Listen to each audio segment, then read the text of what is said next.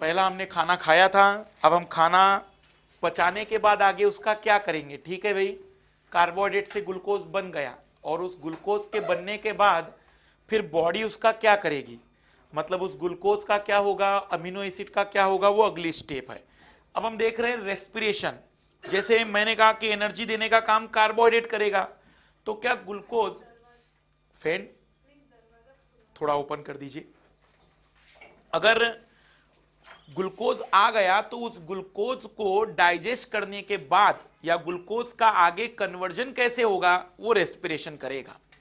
Respiration का मतलब होता है एक तरीके से बर्निंग है, ये एक तरीके से यह दहन की प्रक्रिया है, स्लो बर्निंग, इसी को हम नाम देते हैं कि वह एक तरीके का रेस्पिरेशन हो गया।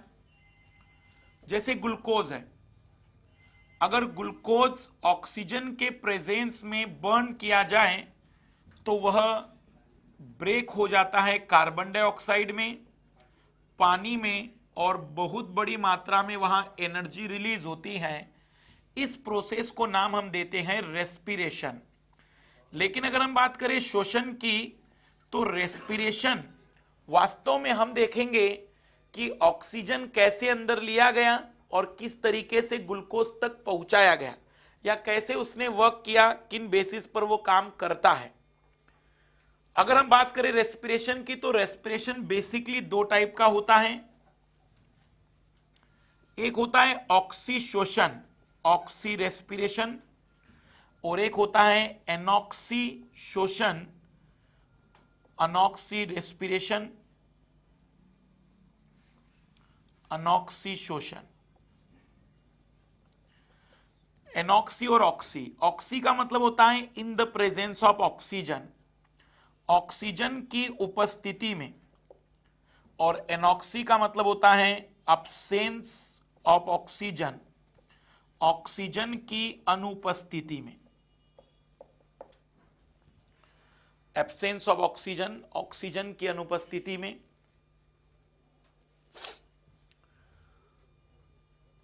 जैसे हमारी बॉडी में जनरली ऑक्सीजन का प्रेजेंस होगा और हम ऑक्सीजन की उपस्थिति में ग्लूकोज को जलाएंगे, क्योंकि इस पृथ्वी पर कोई भी चीज जलनी है तो जलने के लिए सबसे जरूरी किसकी जरूरत पड़ेगी, हमें ऑक्सीजन की। तो ग्लूकोज ऑक्सीजन की उपस्थिति में जलता है और एनर्जी रिलीज करता है, इसी को हम नाम क्या देते हैं, ऑक्सीशोषण।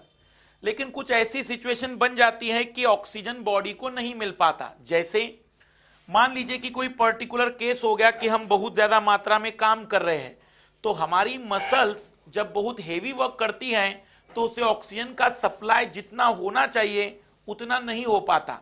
रिजल्टेंट ये होता है कि एक ऐसा समय बन जाता है कि अब वो बगैर ऑक्सीजन के भी ग्लूकोज टूटना शुरू हो जाता है। तो ग्लूकोज अब केमिकली तोड़ा जा रहा है, और जब ग्लूकोज केमिकली टूटता है बगैर ऑक्सीजन के, तो वो बनाता है lactic acid. Without oxygen glucose को लैक्टिक एसिड में बदलना और एनर्जी को रिलीज करना, हम इसी को नाम देते हैं अनॉक्सी शोषण। मतलब ऑक्सीजन नहीं था तो फिर हमने कैसे जलाया इसे, ये जलना नहीं है वास्तव में, ये केवल टूटना है। ग्लूकोज को ब्रेक किया, फिर और ब्रेक किया, और फाइनली हम उसे किस में तोड़कर बैठ गए, लैक्टिक एसिड में और एनर्जी में। लेकिन जब लैक्टिक एसिड और एनर्जी में इसे ब्रेक किया गया तो निकलने वाले एनर्जी की मात्रा यहां कम रही इसके रिस्पेक्ट में। यहां अगर आप एनर्जी की बात करें तो एनर्जी बॉडी में जो मेजर की जाती वो एटीपी में, तो लगभग कितने एटीपी बने, 38। मान लीजिए कि करेंसी है, ये करेंसी का मतलब हम समझे कि कोई व्यक्ति काम करने गया तो उसे 38 रुपए काम के मिले, और कोई व्यक्ति दूसरा काम करने गया तो उसे 2 ही रुपए मिले। तो हम कहते हैं कि ये ऑक्सीजन के प्रेजेंस में जब ग्लूकोज जलता है तो बहुत बड़ी मात्रा में एनर्जी रिलीज होती है, लगभग 38 एटीपी के आसपास। लेकिन जब यहां पर एनर्जी रिलीज होती है तो बहुत कम, लगभग 2 एटीपी के आसपास। फिर ये प्रोसेस कहां होती है, हमारी बॉडी में। जब, या एनिमल की बॉडी में, जब कोई भी ऑर्गेनिज्म बहुत लंबे समय तक हेवी वर्क करे। देखो, थकावट आने का कारण, इस पृथ्वी पर कोई व्यक्ति थकता क्यों है, तो उसके लिए जिम्मेदार ये लैक्टिक एसिड है। अगर लैक्टिक एसिड ना बने तो इस पृथ्वी पर कोई भी ऑर्गेनिज्म कभी थक ही नहीं सकता है। ह्यूमन बॉडी के थकने का कारण या किसी भी एनिमल बॉडी के थकने का कारण है लैक्टिक एसिड का शरीर में बनना। और लैक्टिक एसिड क्यों बन रहा है? क्योंकि ऑक्सीजन का सप्लाई प्रॉपर नहीं हो पाया। ऑक्सीजन का सप्लाई प्रॉपर क्यों नहीं हो पा रहा है? कारण है कि इतना हेवी वर्क हो रहा है कि जितना ऑक्सीजन आया वो सफिशिएंट नहीं था। पर ये एनिमल के अंदर होगा कि ग्लूकोज के इनकम्प्लीट कंबशन से क्या बनेगा? प्लांट में ऐसा नहीं होता है। प्लांट में अगर ऑक्सीजन की कमी हो जाए तो प्लांट बॉडी ग्लूकोज को ब्रेक करती है, ग्लूकोज को कंप्लीटली तोड़ती है C2H5OH और एनर्जी में। इसे नाम देते हैं इथाइल एल्कोहल। इथाइल एल्कोहल जो शराब आप कहते हैं वो शराब यही है। प्लांट बॉडी में इथाइल एल्कोहल कब बनता है? ऑक्सीजन के अब्सेंस में। अब समझना, प्लांट बॉडी कोई हेवी वर्क नहीं करती है। कोई ऐसा प्लांट देखा आपने मुखर्जी नगर में 2-4 राउंड लगा लिए, 3-4 बार घूम गया, कोई हेवी वर्क नहीं। एक जगह खड़े रहना है और रेस्पिरेशन करना है। तो ये जबरदस्ती कराया जाता है। मतलब कोई भी अगर व्यक्ति अल्कोहल उत्पादन करना चाहे तो उसने केवल क्या करना है? प्लांट बॉडी को इनकम्प्लीट या अनॉक्सी शोषण करने के लिए प्रमोट करना है। और कैसे प्रमोट करेगा? उस प्लांट बॉडी को ऑक्सीजन न देकर। इसलिए जो देसी शराब बनाते हैं वो क्या करते हैं? जो ईस्ट होता है या देसी शराब जिसे महुए से बनाई जाती है उसे अंदर जमीन के अंदर किसी गड्ढे में कंबश कराया जाता है और उस तक ऑक्सीजन का सप्लाई होने नहीं देते। रिजल्टेंट है कि क्या बन जाता है फिर? Ethyl alcohol. अब जरा ध्यान देना, ऑक्सीजन के प्रेजेंस में करोगे तो बड़ी एनर्जी निकलेगी, उसे कहेंगे ऑक्सीशोषण। अब्सेंस में करोगे तो अनऑक्सीशोषण। दो टाइप का होगा, एक होगा एनिमल बॉडी में, और एनिमल बॉडी में अगर ऐसा हुआ तो क्या बनेगा? Lactic acid. और ऐसा कब होता है? जब कोई हेवी वर्क करता है। इसलिए लैक्टिक एसिड की वजह से बॉडी थकती है। अगर लैक्टिक एसिड का डिपोजिशन न हो तो बॉडी कभी नहीं थकेगी। जैसे हार्ट, हृदय, जब से हमने जन्म लिया है तब से हार्ट लगातार काम कर रहा है, क्या उसकी मसल्स नहीं थक सकती हैं? तो उसके स्पेशल बॉडी स्ट्रक्चर में या उसकी मसल्स में कुछ ऐसी चीजें हमने उसे प्रोवाइड की है जिसकी वजह से उसमें कभी लैक्टिक एसिड बनता ही नहीं। और अगर ऐसा मैं कोई चमत्कार करूं कि किसी भी एनिमल बॉडी में लैक्टिक एसिड ना बने तो बात कंफर्म हो गई, वो कभी भी थकने वाला अब नहीं है, वो 24 घंटे काम करता है। दूसरा, प्लांट बॉडी में अगर ऐसा हो जाए तो प्लांट बॉडी में क्या बनेगा? अब देखना, नेचर भी कितना समझदार है। नेचर को मालूम था कि इथाइल एल्कोहल एनिमल बॉडी में ना बनने दो, क्योंकि एनिमल बॉडी में बन गया तो उस पर वो साइड इफेक्ट डालता है। कल्पना करो मैं केवल इतनी सी रिएक्शन बदल दूं ना, तो जितने कर्म पर प्रवचन थे वो सब प्रवचन खत्म हो जाएंगे। देखो कैसे गलती से भी ह्यूमन बॉडी में लैक्टिक एसिड की जगह इथाइल अल्कोहल बनता तो लोग फिर अल्कोहल पीते नहीं। फिर बड़े से बड़ा अमीर व्यक्ति क्या करता? अपने घर में कुछ हेवी वर्क करने के लिए कुदाली फावड़ा रखता। जब भी उसे अल्कोहल का असर अपने बॉडी में क्रिएट करना है तो घर के पीछे जाता, गड्ढा खोदना प्रारंभ करता। जब आधे घंटे तक हेवी वर्क हो जाता और जब फीलिंग आती कि हाँ अब अल्कोहल बन चुका है और अब फीलिंग आने लग गई है उसे, तो जितना कर्म पर प्रवचन दिए गए कि कर्म करते रहो, फल की इच्छा ना करो, तब सारे प्रवचन खत्म हो जाते। क्योंकि फिर मजदूर लोग घर से बाहर निकलते काम करने, लेकिन घर लौटते इसकी कोई गारंटी, क्योंकि रास्ते में कहीं लुढ़क गया होगा व्यक्ति। तो जितने भी व्यक्ति होते फिर काम कम करवाते। फिर घर वाले सभी कहते कि बेटा इतना काम ना किया करो, तुम पर साइड इफेक्ट पड़ जाएगा अल्कोहल का। और नेचर का ये इफेक्ट जानती थी नेचर की, पौधों पर उसका प्रभाव नहीं होगा। अगर पौधों पर अल्कोहल का प्रभाव वैसा ही होता जैसा एनिमल पर होता तो फिर इस कमरे में मैंने 2-4 पौधे और लगाए होते। और क्या किया होता? जैसी पंखा लाइट बंद हो गया या पंखा या कनेक्शन नहीं है तो उस पौधों को अल्कोहल दे दिया होता मैंने। अल्कोहल देने से बेनिफिट क्या होता पौधों को? अगर उनको भी ह्यूमन जैसा ही प्रभाव पड़ता तो अल्कोहल लेने के बाद वो अपने आप हिलना प्रारंभ करते और कमरे में अपने आप हवाएं चल जाती। मतलब हवाओं को क्रिएट करना नहीं पड़ता। फिर थोड़ा सा अल्कोहल दे दिया और पौधे अपने आप हवाएं देना शुरू कर चुके होते। तो नेचर ये जानता है कि कौन सी बॉडी पर कौन से बॉडी सब्सटेंस का इफेक्ट पड़ेगा, उसके अकॉर्डिंग वो चीजों को फॉर्म करवाता है। एनिमल में अनॉक्सिडेशन से बनेगा लैक्टिक एसिड और प्लांट में बनेगा इथाइल एल्कोहल। यही है एक्चुअल में रेस्पिरेशन। लेकिन हमें पढ़ना है कि फिर हमने ये जो श्वसन में ऑक्सीजन ली, ये यहां तक पहुंची कैसे, किस किस बॉडी स्ट्रक्चर ने मदद की। तो लिखेंगे ह्यूमन रेस्पिरेटरी सिस्टम, मानव पाचन तंत्र, सॉरी मानव श्वसन तंत्र, रेस्पिरेटरी सिस्टम।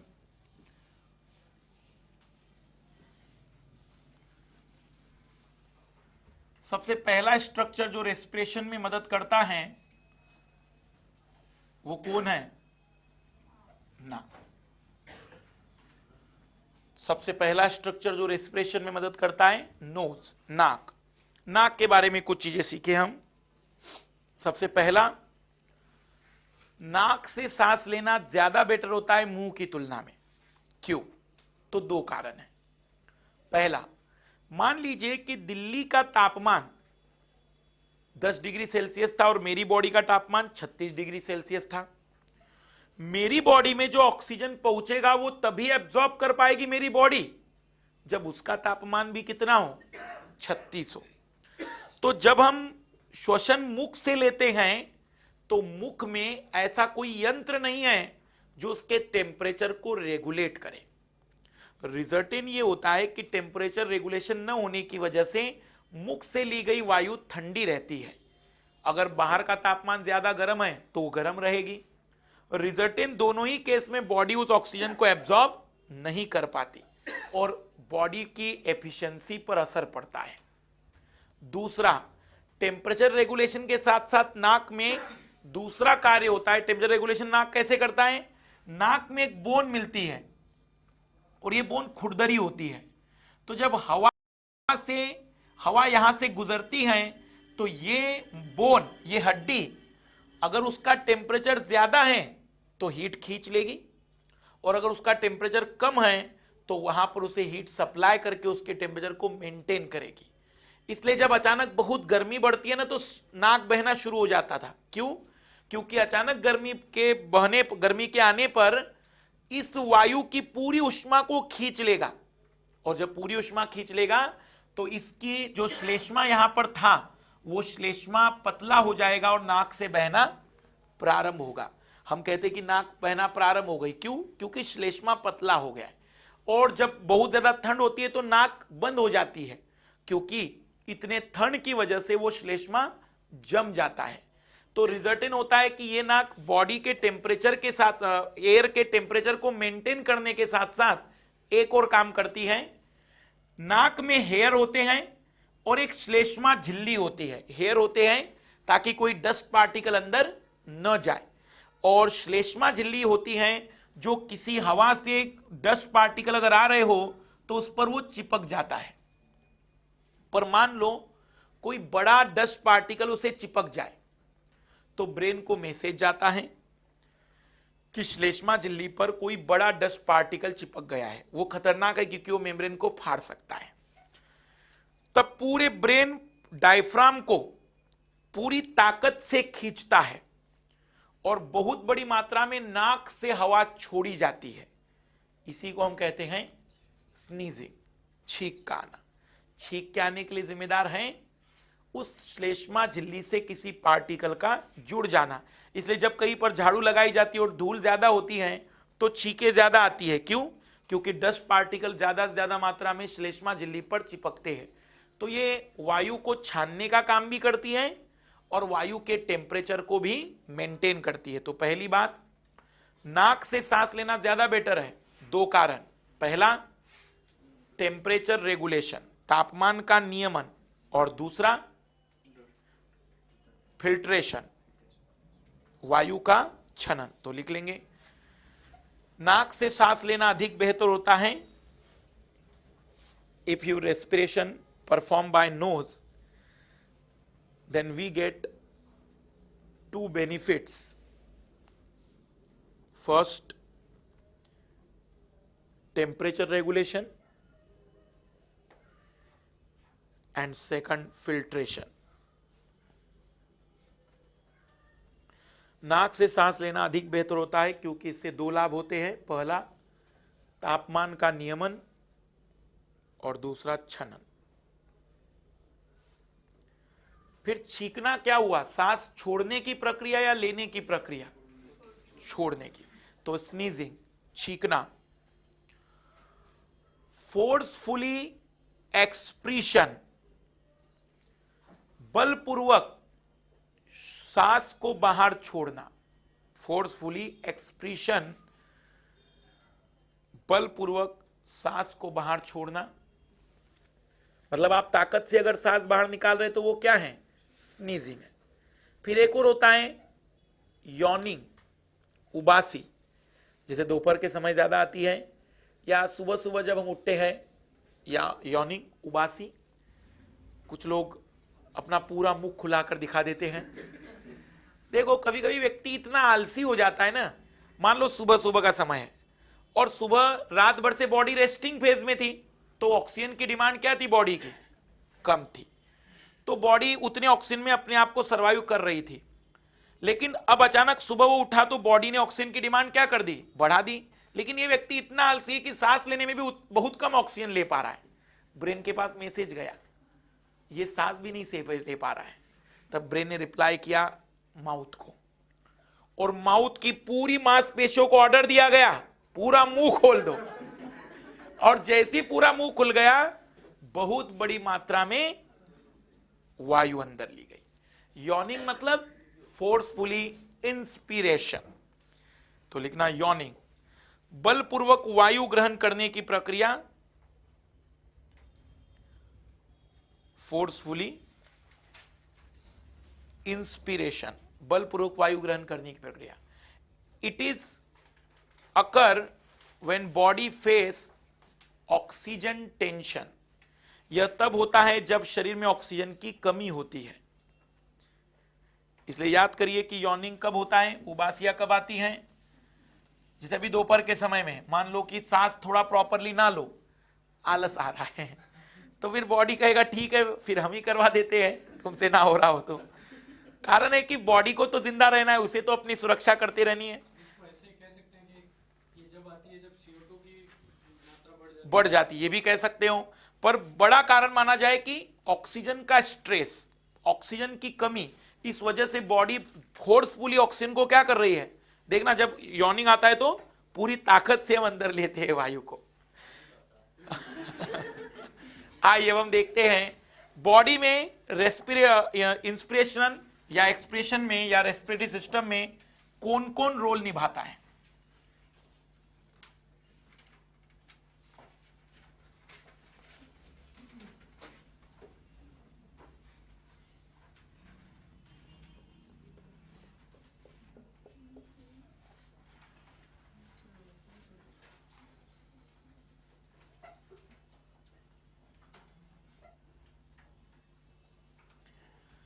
देख रहे जैसे मैं यहां पर खड़ा हूं तो ये मेरे लंग्स हैं, इधर वाला और इधर वाला, तो हम क्या कहेंगे, ये लेफ्ट है और ये राइट है। क्योंकि कभी कभी कंफ्यूजन होता है कि उधर तो राइट आना चाहिए था, लेकिन उसका नाम क्या लिखा जाएगा, लेफ्ट लंग्स। ये लेफ्ट लंग है और यह राइट लंग है। ये नोच है, यहां हार्ट होता है, इस वजह से यहां पर एक इस तरीके का स्ट्रक्चर, यहां पर हार्ट होगा अंदर, इस पर ये कार्टिलेज है।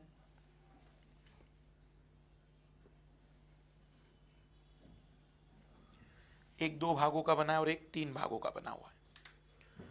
अगर हम देखें कि लंग्स वास्तव में किसका स्ट्रक्चर है, तो लंग्स में बहुत सारी ब्रांच मिलेगी और वह फिर कई छोटी छोटी ब्रांच में टूट गई होगी, फिर उसकी भी कई सारी ब्रांच होगी।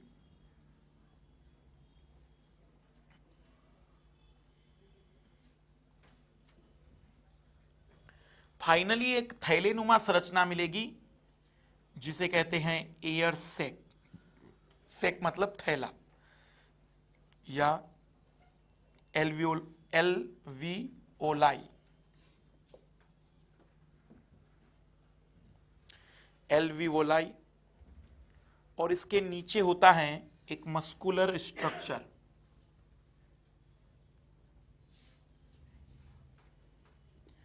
जिसे कहते हैं डायफ्राम। इसमें जी साइलेंट होगा, डायफ्राम।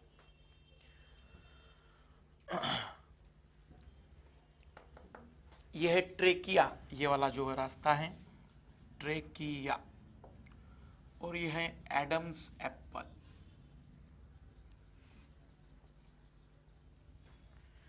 Adam's apple.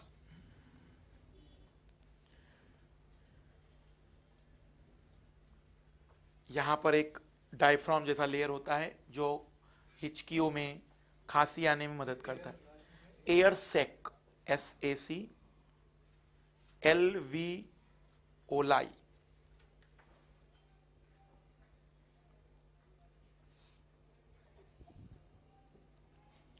तुमने एडम्स एप्पल को इतना बड़ा बना दिया है कि उसका महत्व ही बिगाड़ दोगे तुम अभी, देखना। सबसे पहले तो समझिएगा ट्रेकिया, या ये रास्ता ट्रेकिया है, और ये जो पूरा स्ट्रक्चर बनता है चारों तरफ से, इसे कहते हैं लेरिंग्स। इसे नाम देते हैं लेरिंग्स, साउंड बॉक्स। मैं जो बोल रहा हूं वो लेरिंग्स है, जो आवाज मेरी आ रही। तो समझिएगा आप चीजों को।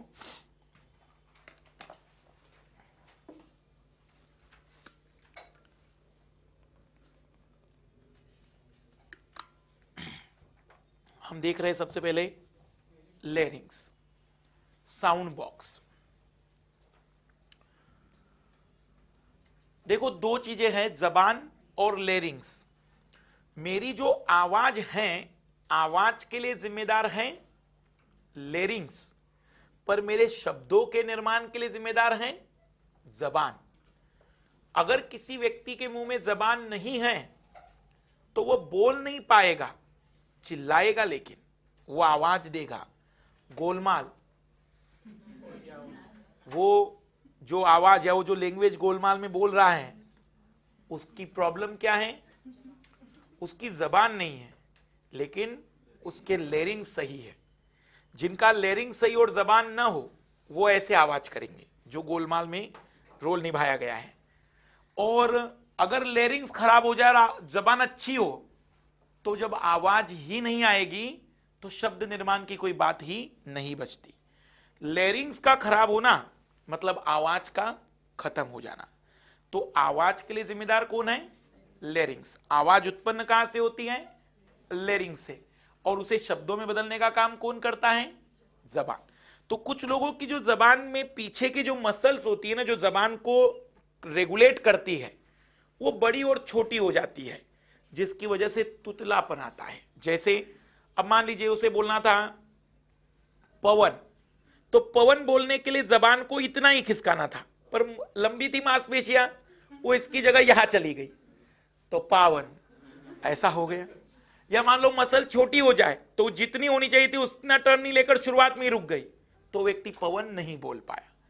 इसे प्रॉपर प्रैक्टिस के बेस पर थोड़ा इंप्रूवमेंट कर सकते हैं, लेकिन बचपन में इसका ऑपरेशन करके सुधारा जा सकता है। तो तुतलेपन के लिए जिम्मेदार क्या है?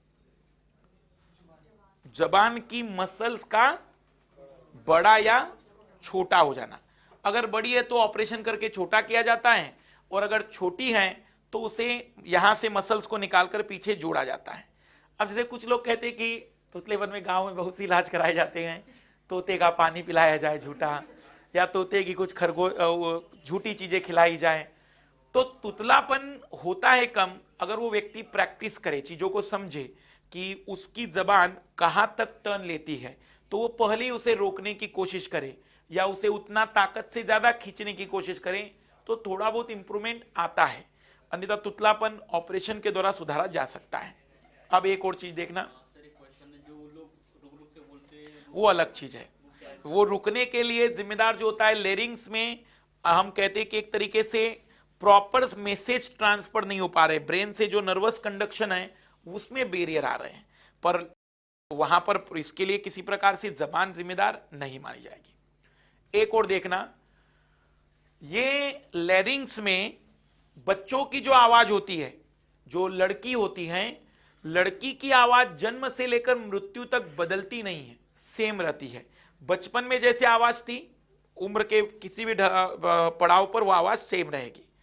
लेकिन पुरुषों की आवाज बदलती है जब उसमें सेकेंडरी सेक्सुअल कैरेक्टर डेवलप होते हैं, जब उसमें लैंगिक लक्षणों का विकास होता है, तो आवाज में मोटापन या भारीपन आता है। उस आवाज में मोटापन या भारीपन के लिए जिम्मेदार होता है एडम्स एप्पल। यह संरचना बच्चों में नहीं होगी या यह संरचना महिलाओं में नहीं होगी, यह संरचना केवल पुरुषों में मिलेगी। और देखना यह कहां पर है, ये जो गले में बाहर निकला हुआ स्ट्रक्चर होता है ना, यही है एडम्स एप्पल। बच्चों में नहीं मिलेगा कभी आपको ये बाहर निकला हुआ। जिनमें सेकेंडरी सेक्सुअल कैरेक्टर डेवलप हो गए हैं उनमें होगा। इसे हिंदी में कहते हैं टेटुआ। लोग नहीं कहते तुम्हारा टेटुआ दबा देंगे हम, तो टेटुए का मतलब होता है इसी को दबा देंगे, और इसको दबाया मतलब तुम कभी बोल नहीं पाओगे, तो इसे टेटुआ कहते हैं। एडम्स एप्पल होता है ये। देखो इसके नाम के पीछे भी कहानी है। एडम्स कौन थे? क्रिश्चियन धर्म के अनुसार, जैसे हिंदू धर्म के अनुसार पहले पृथ्वी पर आने वाले पुरुष और महिला कौन है? मनु और श्रद्धा। वैसे क्रिश्चियन के अकॉर्डिंग सबसे पहला पुरुष थे एडम्स और ईव्स। एडम्स और ईव ये पृथ्वी पर आने वाले पहले मानव थे। तब कहा जाता है कि एडम्स को हिदायत दी गई थी कि तुम पृथ्वी पर सभी चीजों को देखो, लेकिन किसी चीज को भक्षण मत करना, किसी चीज को मत खाना।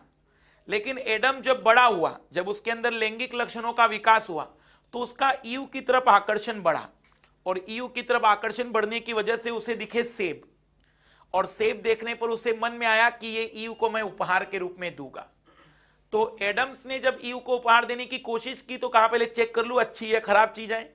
उसने वो खाकर देखी, जैसी खाई ऊपर से आवाज गॉड ने दी कि हमने तुम्हें कहा था कि तुम किसी प्रकार की वस्तु को नहीं खाओगे। तो आज तक वो एडम्स का एप्पल गले में अटका हुआ है, इसलिए नाम रखा गया उसका एडम्स एप्पल। और इसी वजह से कहा जाता है कि सेकेंडरी सेक्सुअल कैरेक्टर क्या हो गए? डेवलप हो गए। इस एडम्स एप्पल की वजह से आवाज में मोटापन और भारीपन आ जाता है। देखना, लोग कहते हैं कि दो महिलाएं कमरे में चुप नहीं बैठ सकती, दो पुरुष भी नहीं बैठ सकते, पर पुरुष और महिला की आवाज में अंतर है। पुरुष, जैसे लता मंगेशकर जी के गाने आप अगर 1 घंटा सुन लेंगे ना ईयरफोन में, यकीन मानिए दिन भर सर दर्द होगा। कारण है महिलाओं की आवाज में फ्रीक्वेंसी ज्यादा होती है, और फ्रीक्वेंसी के ज्यादा होने के साथ साथ उसका तारत्व पिच हाई होता है। नुकीली आवाज होती है वो, जो चुभती है, और पुरुषों की आवाज जो होती है वह मोटी हो जाती है। एडम्स एप्पल की वजह से वो आवाज मोटी हो जाती है, इस वजह से वो चुभती नहीं है। मतलब जैसे रफी साहब है, तो रफी साहब के गाने आप 2-3 घंटे भी सुनेंगे ना तो सरदर्द नहीं होगा। कारण है कि चुभने वाले, जैसे मच्छर है, मच्छर भिनभिनाता है, बहुत इरिटेशन होता है, वो क्यों? चुभती है, उसका पिच बहुत हाई है, फ्रीक्वेंसी बहुत हाई है। और शेर दहाड़े तो वो चुभन नहीं क्रिएट करेगा। तो फ्रीक्वेंसी का बढ़ना या फ्रीक्वेंसी का कम होना, इसकी वजह से, तो एडम्स एप्पल के डेवलपमेंट की वजह से पुरुषों की आवाज भारी होती है, लो फ्रीक्वेंसी होती है और लो पिच होता है। ये तीनों कैरेक्टर लिखना है। और फीमेल में नुकीली आवाज होगी, हाई पिच होगी, हाई फ्रीक्वेंसी होगी। हाई पिच हाई फ्रीक्वेंसी अगर मैं डायग्राम के रूप में समझाना चाहूं, ये महिलाओं की आवाज होती है और ये पुरुषों की आवाज होती है।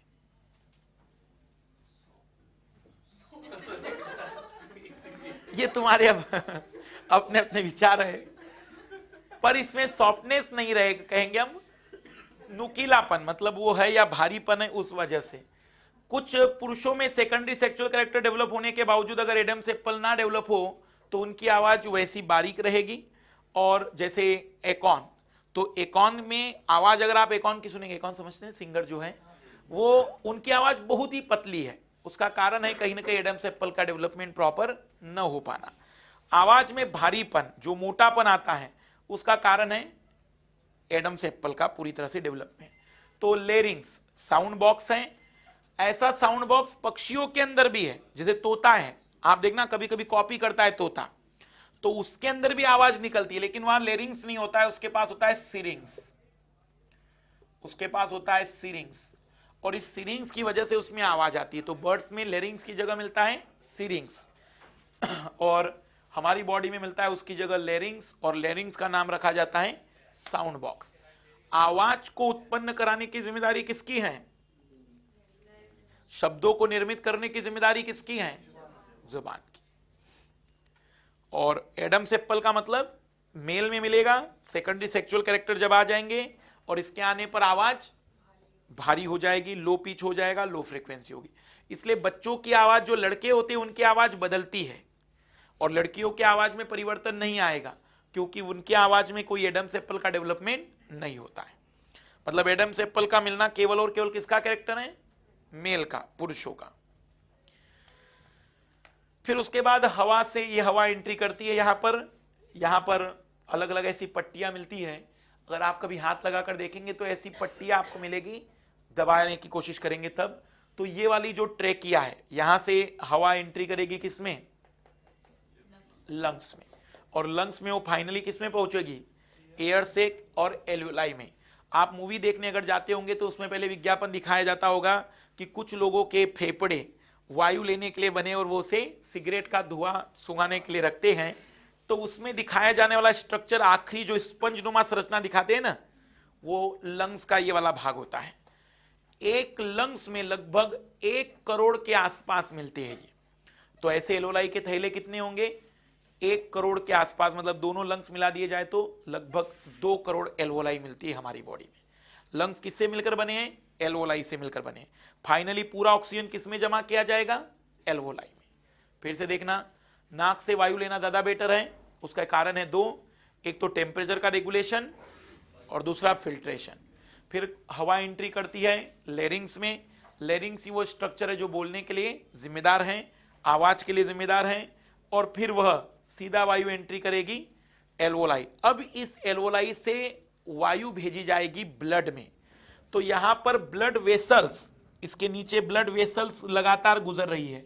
तो इस ब्लड में इस ऑक्सीजन को जो हमने ली है वो डाला जाएगा, और यहां पर जो CO2 आई थी वो इसमें वापस पहुंचाई जाएगी। तो जब हम सांस लेंगे तो ये डिपेंड करता है मात्रा पर। जब हमने सांस ली तो उसमें ऑक्सीजन की मात्रा ज्यादा थी और इसमें ऑक्सीजन की मात्रा कम थी, तो ऑक्सीजन चली जाएगी ब्लड में। और इस वाले में कार्बन डाइऑक्साइड की मात्रा कम थी और ब्लड में कार्बन डाइऑक्साइड की मात्रा ज्यादा थी, तो वो चली जाएगी लंग्स में। तब हम वो जैसे ही भर जाएगा हम उसे वापस बाहर निकाल देंगे। ये रेस्पिरेशन में वायु को शरीर तक पहुंचाने की प्रोसेस है। लेकिन वो ऑक्सीजन जो यहां ब्लड में रखा गया, उसे भी तो ब्लड लेकर आ रहा है। जहां मेरा पेन है, जैसे मैं हाथ पेन से जिससे लिख रहा हूं, तो मेरी उंगलियों को ग्लूकोज की जरूरत है, वहां जलने की जरूरत है ग्लूकोज के, वहां मुझे एनर्जी की जरूरत है। तो मुझे ऑक्सीजन कहां चाहिए? मेरी उंगलियों के पास। तो लंग से मेरी उंगली तक ऑक्सीजन ले जाने का काम कौन करेगा? तो लिखेंगे ट्रांसपोर्टेशन ऑफ ऑक्सीजन, ऑक्सीजन का परिवहन।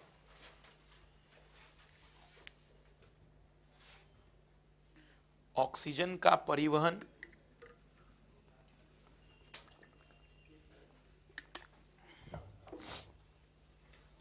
हमारी बॉडी में जितना भी ऑक्सीजन इस लंग्स में आया था, उसमें से 98% ऑक्सीजन, उसमें से 98% ऑक्सीजन का ट्रांसपोर्टेशन केवल ब्लड में एक व्यक्ति होता है जो करता है, जिसका नाम है हीमोग्लोबिन।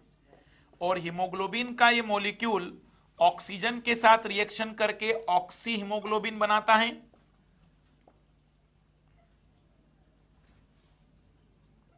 और यह ऑक्सी हीमोग्लोबिन मैक्सिमम, या एक हीमोग्लोबिन का एक मॉलिक्यूल मैक्सिमम ऑक्सीजन के कितने मॉलिक्यूल लेकर जा सकता है? 4 ऑक्सीजन के मॉलिक्यूल। यह सवाल आपके पीसीएस वालों ने पूछा है। हीमोग्लोबिन का एक अणु कितने ऑक्सीजन कैरी कर सकता है एक बार में? 4। कितने प्रतिशत ऑक्सीजन का ट्रांसपोर्टेशन हीमोग्लोबिन से होगा? मतलब हमने जितना ऑक्सीजन लिया था उसमें से 98% ऑक्सीजन कौन लेकर जाएगा अलग अलग जगह पर?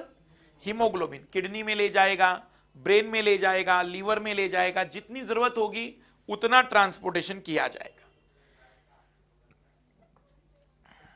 एक हीमोग्लोबिन कितने मॉलिक्यूल ले जा सकता है ऑक्सीजन के पकड़कर एक साथ एक बार में? 4। कोई पूछे हीमोग्लोबिन क्या है? प्रोटीन। हीमोग्लोबिन क्या बना है, किसका बना है? तो प्रोटीन है, वो एक तरीके का प्रोटीन है हीमोग्लोबिन। इंसुलिन, हाँ, एक इंसुलिन हार्मोन होने के बावजूद वो प्रोटीन है। अब समझिएगा, हीमोग्लोबिन के कलर लाल होता है, लाल होने का कारण है आयरन। अगर कहा जाए कि हीमोग्लोबिन या ब्लड, जैसे सबसे पहला स्टेप, ब्लड रेड कलर का क्यों होता है? आरबीसी की वजह से।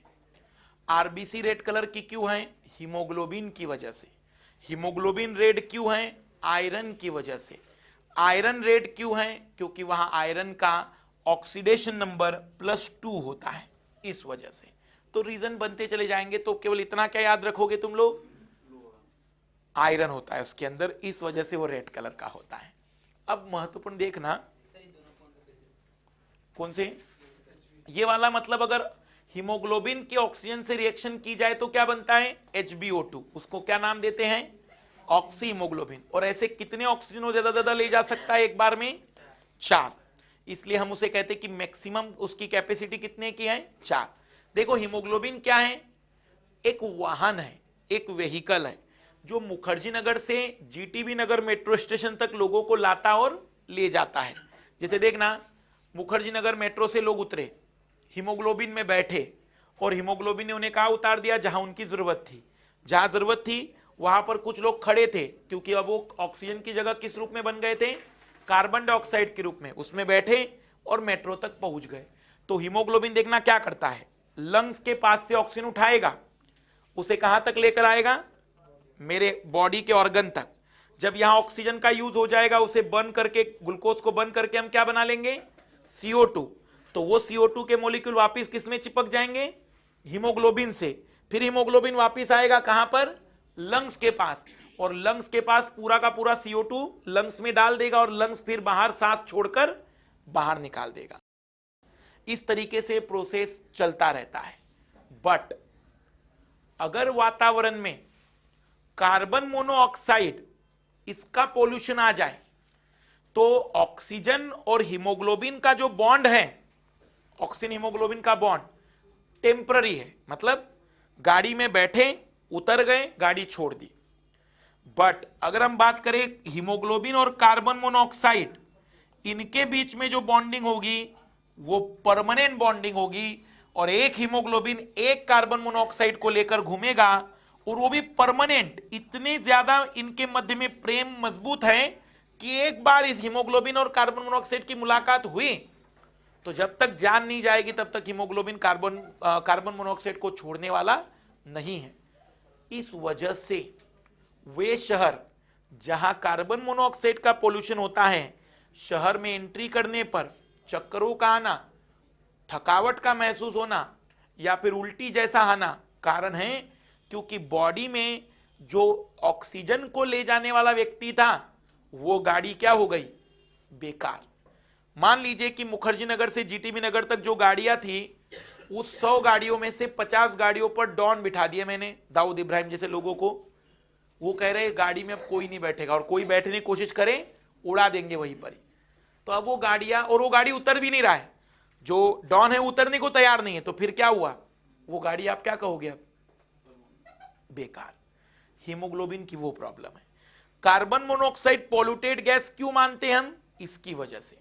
अगर ये रिएक्शन कार्बन मोनोऑक्साइड की नहीं होती ना, तो वो हमारे लिए किसी प्रकार की हानिकारक गैस नहीं होती। इससे बनने वाला जो हीमोग्लोबिन कहलाता है, वो कहलाता है कार्बोक्सी हीमोग्लोबिन।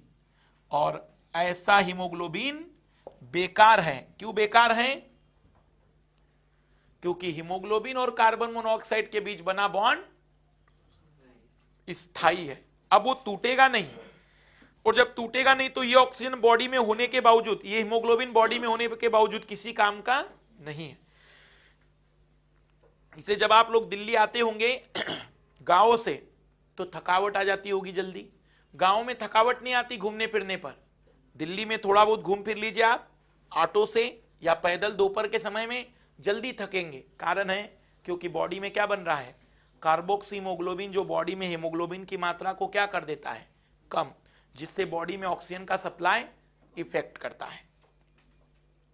सबसे पहला, ऑक्सीजन के ट्रांसपोर्टेशन में 98% ट्रांसपोर्टेशन ऑक्सीजन का किसकी मदद से होता है, हीमोग्लोबिन। हीमोग्लोबिन क्या है, प्रोटीन है। एक हीमोग्लोबिन मैक्सिमम कितने ऑक्सीजन ले जा सकता है, 4 मॉलिक्यूल।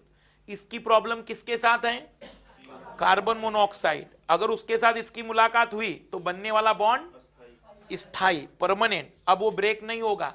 इसलिए ऐसा हीमोग्लोबिन क्या ऑक्सीजन को ले पाएगा अब, इसलिए ऐसा हीमोग्लोबिन क्या हो जाएगा, बेकार, और रिजल्टेंट हो जाएगा कि बॉडी में ऑक्सीजन के ट्रांसपोर्टेशन में फर्क पड़ेगा, ऑक्सीजन का ट्रांसपोर्टेशन कम होगा, बॉडी में थकावट, उल्टी, चक्करों का आना कॉमन कैरेक्टर होगा।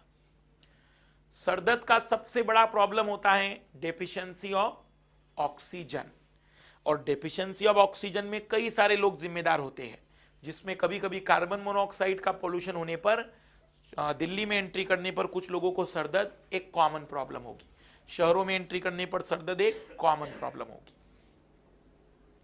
ये किसका ट्रांसपोर्टेशन था, ऑक्सीजन का। लिखना, ट्रांसपोर्टेशन ऑफ कार्बन डाइऑक्साइड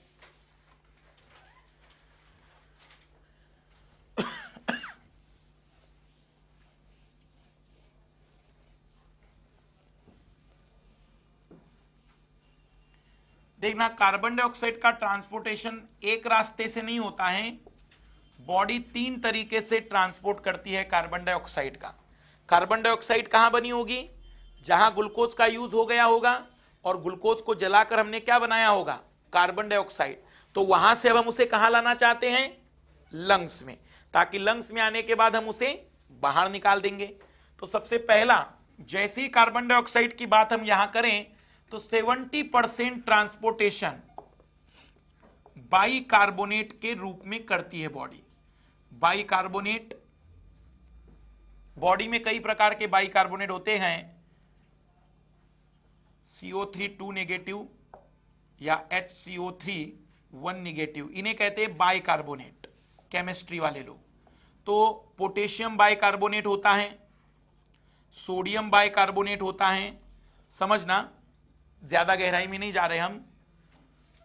जो बॉडी में कार्बन डाइऑक्साइड बना उसकी रिएक्शन होती है सोडियम के साथ, पानी के साथ और कार्बन डाइऑक्साइड, और फिर वो क्या बना लेता है, अब ये NaCO3 बन गया, कहां पर, मेरी उंगलियों के पास। अब ये ब्लड में घुल गया या ब्लड में आ गया, जैसे ही ब्लड में आया, ब्लड के थ्रू मदद करते हुए ब्लड में आता चला गया और कहां पहुंचा, लंग्स में। जैसे ही लंग्स में पहुंचा टूट गया, सोडियम में, पानी में, और तो सोडियम और पानी तो ब्लड में रहे, लेकिन ये गैस थी तो ये किस में आ गई, अब लंग्स के अंदर। और जैसे ही लंग्स में आ गई, नाक के थ्रू हमने इसे बाहर निकाल दिया। मतलब 70% बॉडी में बनने वाला कार्बन डाइऑक्साइड बाइकार्बोनेट की मदद से लंग्स तक लाया जाता है। फिर 23% हीमोग्लोबिन की मदद से, जैसे ऑक्सीजन को पकड़कर लाए थे, और 7% ब्लड में डिसॉल्व होकर सीधा ब्लड में घुल जाती है। कुछ भी नहीं, कोई मदद नहीं करता है, सीधा कार्बन डाइऑक्साइड ही घुल गई उसके अंदर। फिर से देखिएगा, 70% बाइकार्बोनेट्स के रूप में, 23% हीमोग्लोबिन ट्रांसपोर्ट करेगा और 7% ब्लड में डिसॉल्व होकर। अब जरा आप मुझे बताना,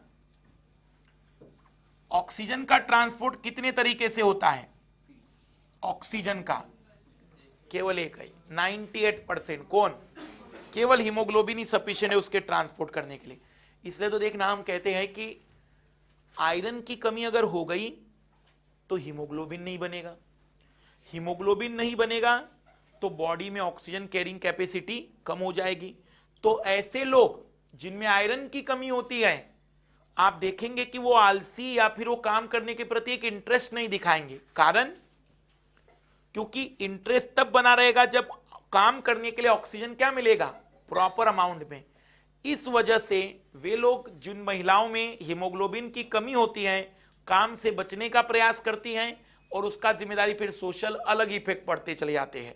इसलिए हम कहते हैं कि आयरन की कमी कभी भी बॉडी में नहीं होनी चाहिए, क्योंकि आयरन की कमी हुई तो हीमोग्लोबिन नहीं बनेगा, और हीमोग्लोबिन का अगर नहीं बन पाया तो ऑक्सीजन की प्रॉब्लम हो जाएगी, ऑक्सीजन का ट्रांसपोर्टेशन नहीं हो पाएगा।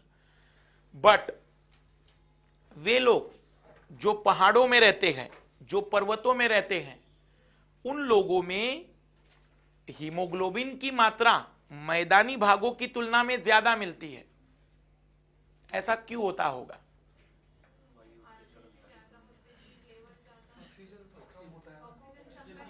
वहां पर वायु की जो डेंसिटी है वो क्या है, कम है, इसलिए जितना ऑक्सीजन मिले उसका प्रॉपर यूज हो, इसलिए उन लोगों के बॉडी में हीमोग्लोबिन की मात्रा ज्यादा होती है। तो ये सवाल याद रखना, हिल एरियाज में जो लोग रहते हैं उनमें ऑक्सीजन की मात्रा ज्यादा होती है due to deficiency of oxygen in environment, वातावरण में ऑक्सीजन की कमी होने के कारण या वायु की सघनता कम होने के कारण। इसलिए आप लोग अभी अगर अचानक कभी पर्वतों पर जाएंगे ना, तो चक्कर आना, वोमिटिंग होना और कभी कभी नाक से ब्लड निकलना, ये कॉमन कैरेक्टर बनेगा। क्यों? क्योंकि हमारा हीमोग्लोबिन क्या है, मैदानी भाग वाला है, कम है, और इस वजह से वहां हीमोग्लोबिन को बढ़ने में टाइम लगेगा। 4-5 दिन आप पर्वतीय क्षेत्र में रहकर आइए फिर मैदानी भाग में, आपको काफी अच्छा लगेगा। क्यों? क्योंकि 4-5 दिनों में बॉडी क्या कर लेगी, हीमोग्लोबिन बना लेगी, और जब हीमोग्लोबिन प्रॉपर अमाउंट में बन जाएगा तो मैदानी भाग में पहुंचने पर हीमोग्लोबिन जरूरत से, इसलिए बहुत एनर्जेटिक फील होगा, ऐसा लगेगा कि पर्वतों से घूमकर आ गए, अब बहुत एनर्जी हो गई है, बहुत फ्रेश सा लग रहा है। उसका कारण होता है हीमोग्लोबिन की मात्रा का बढ़ जाना। इसलिए डॉक्टर कई बार सलाह देता है कि साल भर में 1 आध बार तो ही पहाड़ों पर घूमने चले जाइए, उससे बेनिफिट होता है कि बॉडी में हीमोग्लोबिन की मात्रा बढ़ जाती है। CO2 का ट्रांसपोर्टेशन 3 रास्ते से होगा, बाइकार्बोनेट्स के रूप में 70%, हीमोग्लोबिन के रूप में और ब्लड में डिसॉल्व होकर। तुमसे केवल इतना ही सवाल बनेगा कि CO2 का ट्रांसपोर्टेशन मेनली किससे होता है, तो तुम क्या लिखोगे, मेनली, क्योंकि सभी को याद है ऑक्सीजन का ट्रांसपोर्टेशन हीमोग्लोबिन करेगा, लेकिन वो ऑक्सीजन नहीं पूछेगा, वो पूछेगा कार्बन डाइऑक्साइड कौन करता है, तो ये थोड़ा नया शब्द रहेगा, बाइकार्बोनेट्स लिखना। अब इसमें टाइडल वॉल्यूम, टीवी, ज्वारीय आयतन, टाइडल वॉल्यूम, ज्वारीय आयतन, टाइडल वॉल्यूम, ज्वारीय आयतन। टाइडल कहां वर्ड यूज करते हैं, ज्वार शब्द कहां यूज करते हैं, समुद्र में जो ज्वार भाटा चलते रहता है। तो हमारी बॉडी एक प्रॉपर ऑक्सीजन में, एक नॉर्मल ऑक्सीजन में कितनी वायु लेती है और कितनी छोड़ती है, उसके वॉल्यूम को क्या कहते हैं, टाइडल वॉल्यूम लिखना। इन the normal respiration amount of air और वॉल्यूम ऑफ एयर इनटेक, सामान्य श्वसन में वायु का वह आयतन, सामान्य शोषण में वायु का वह आयतन जो लिया जाता है in the normal respiration amount और volume of air intake by the body is called TV, tidal volume. सामान्य शोषण में वायु का वह आयतन जो शरीर में ग्रहण किया जाता है टीवी कहलाता है, ज्वारीय आयतन कहलाता है। कितना होता है ये, आधा लीटर, 500 ml, मतलब एक बार में हम कितनी वायु लेते और छोड़ते हैं, 500 ml। पर हमारे लंग्स की कैपेसिटी कितनी है, लंग्स में कितनी हवा भर सकते हैं,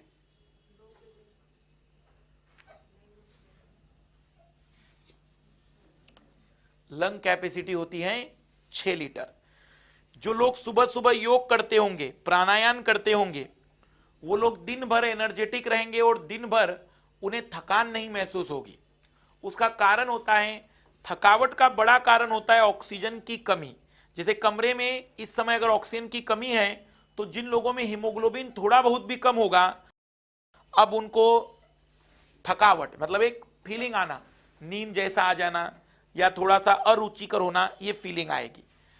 तो इसके लिए बेटर क्या होता है, मॉर्निंग के समय अगर आप फोर्सफुली ऑक्सीजन लेंगे और छोड़ेंगे ना, तो पूरी ताकत से ऑक्सीजन ली और छोड़ी जाए तो उस सिचुएशन में 6 लीटर ना सही 2.5 से 3 लीटर एयर हम एक बार में लेंगे, तो जो जितनी एल्वोलाई होती है ना, उसमें पुराना जो वायु थी वो निकल जाएगी और फ्रेश एयर जमा होगी। इस वजह से दिन भर जब भी उसे ऑक्सीजन की कमी होगी तो वो जो जमा की हुई ऑक्सीजन वो मदद करती है। इसलिए आपने देखा होगा कि प्राणायाम के बहुत सारे चमत्कार रामदेव बाबा बताते होंगे। कारण यह है कि ऑक्सीजन का जितना बेटर सप्लाई होगा उतना ही जो बॉडी है एक्टिव रहेगी और उतना ही वो प्रॉपर वर्क कर पाती है। इसलिए टाइडल वॉल्यूम और लिख लेना maximum capacity of lungs, lungs की अधिकतम क्षमता 6 लीटर। अब जरा हम ये देखें कि जो वायु हमने अंदर ली और जो वायु हमने बाहर ली, बाहर छोड़ी, उसमें क्या डिफरेंस है। तो लिखना इंस्पिरेशन अंत श्वसन और एक्सपिरेशन बहिर्श्वसन। ऑक्सीजन जो वायु हम लेते हैं उसमें ऑक्सीजन कितना % होता है, अरे जो लेते हैं हम,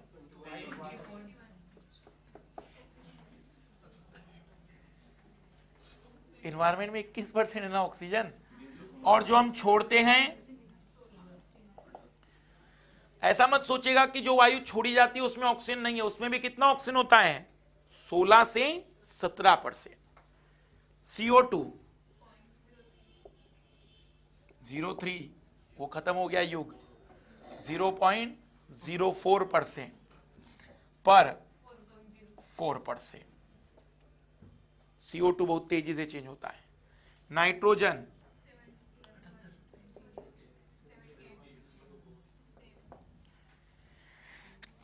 सॉरी, वाटर वेपर,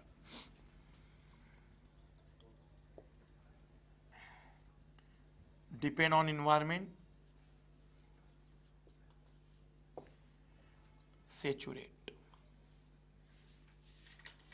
देखना इसका भी सिग्निफिकेंस क्या है। वाटर वेपर जल वाष्प या ह्यूमिडिटी। देखना अगर किसी कमरे में, कमरे के दीवार की हाइट कम है, ऊंचाई कम है, और कमरा पूरा भर दिया जाए लोगों से, कुछ समय के बाद कमरे में उमस होगी। क्यों? क्योंकि जो हम सांस छोड़ते हैं उसमें वाष्प कितना होता है, सेचुरेट। जितना मैक्सिमम उसमें जल चाहिए उतना हम जल उसे देते हैं। तो रिजल्टेंट होता है कि जैसे कमरे में ही लोग पूरे भर जाए और ऊंचाई कम हो तो वहां पर दम घोटूपन या फिर एक ह्यूमिडिटी बढ़ती हुई ऐसी दिखती है। पर सिनेमा हॉल में ऐसा नहीं होगा, क्योंकि इसलिए सिनेमा हॉल की छत क्या की जाती है, काफी ऊंची रखी जाती है। क्योंकि ऊंची रखने से बेनिफिट क्या होगा कि वो सेचुरेशन वाली सिचुएशन वहां नहीं बन पाएगी। जो हॉल होंगे, हॉल में हमेशा ऊंचाई क्या रखनी चाहिए, ज्यादा। क्योंकि अगर हॉल में एक साथ 500,000 लोग आ गए तो वो 500,000 लोग आधा आधा लीटर वायु छोड़ रहे हैं, और उस आधे लीटर में मिलने वाली जलवाष्प क्या है, सेचुरेट है, उसमें पर्याप्त मात्रा में पानी है। इसलिए वहां पर जलवाष्प की मात्रा बढ़ने से दम घोटूपन या फिर आप कहेंगे कि कमरे में ह्यूमिडिटी क्या हो गई, बढ़ जाएगी। और ऊंचाई ज्यादा रहेगी तो ह्यूमिडिटी बन नहीं पाती है। रिजल्टेंट होता है कि कुछ कमरों में जहां पर हाइट कम होती है वहां आपको एक दम सफोकेशन जैसा लगता होगा या दम घोटूपन जैसा लगता होगा। पर एक चीज मेरे समझ में नहीं आई, इसका भी महत्व समझ में आ गया। ये बात भी समझ में आई कि ये क्यों बढ़ रही है। फिर ये तो जितनी गई उतनी आई थी, क्या जरूरत थी फिर, इसका कोई यूज ही नहीं था।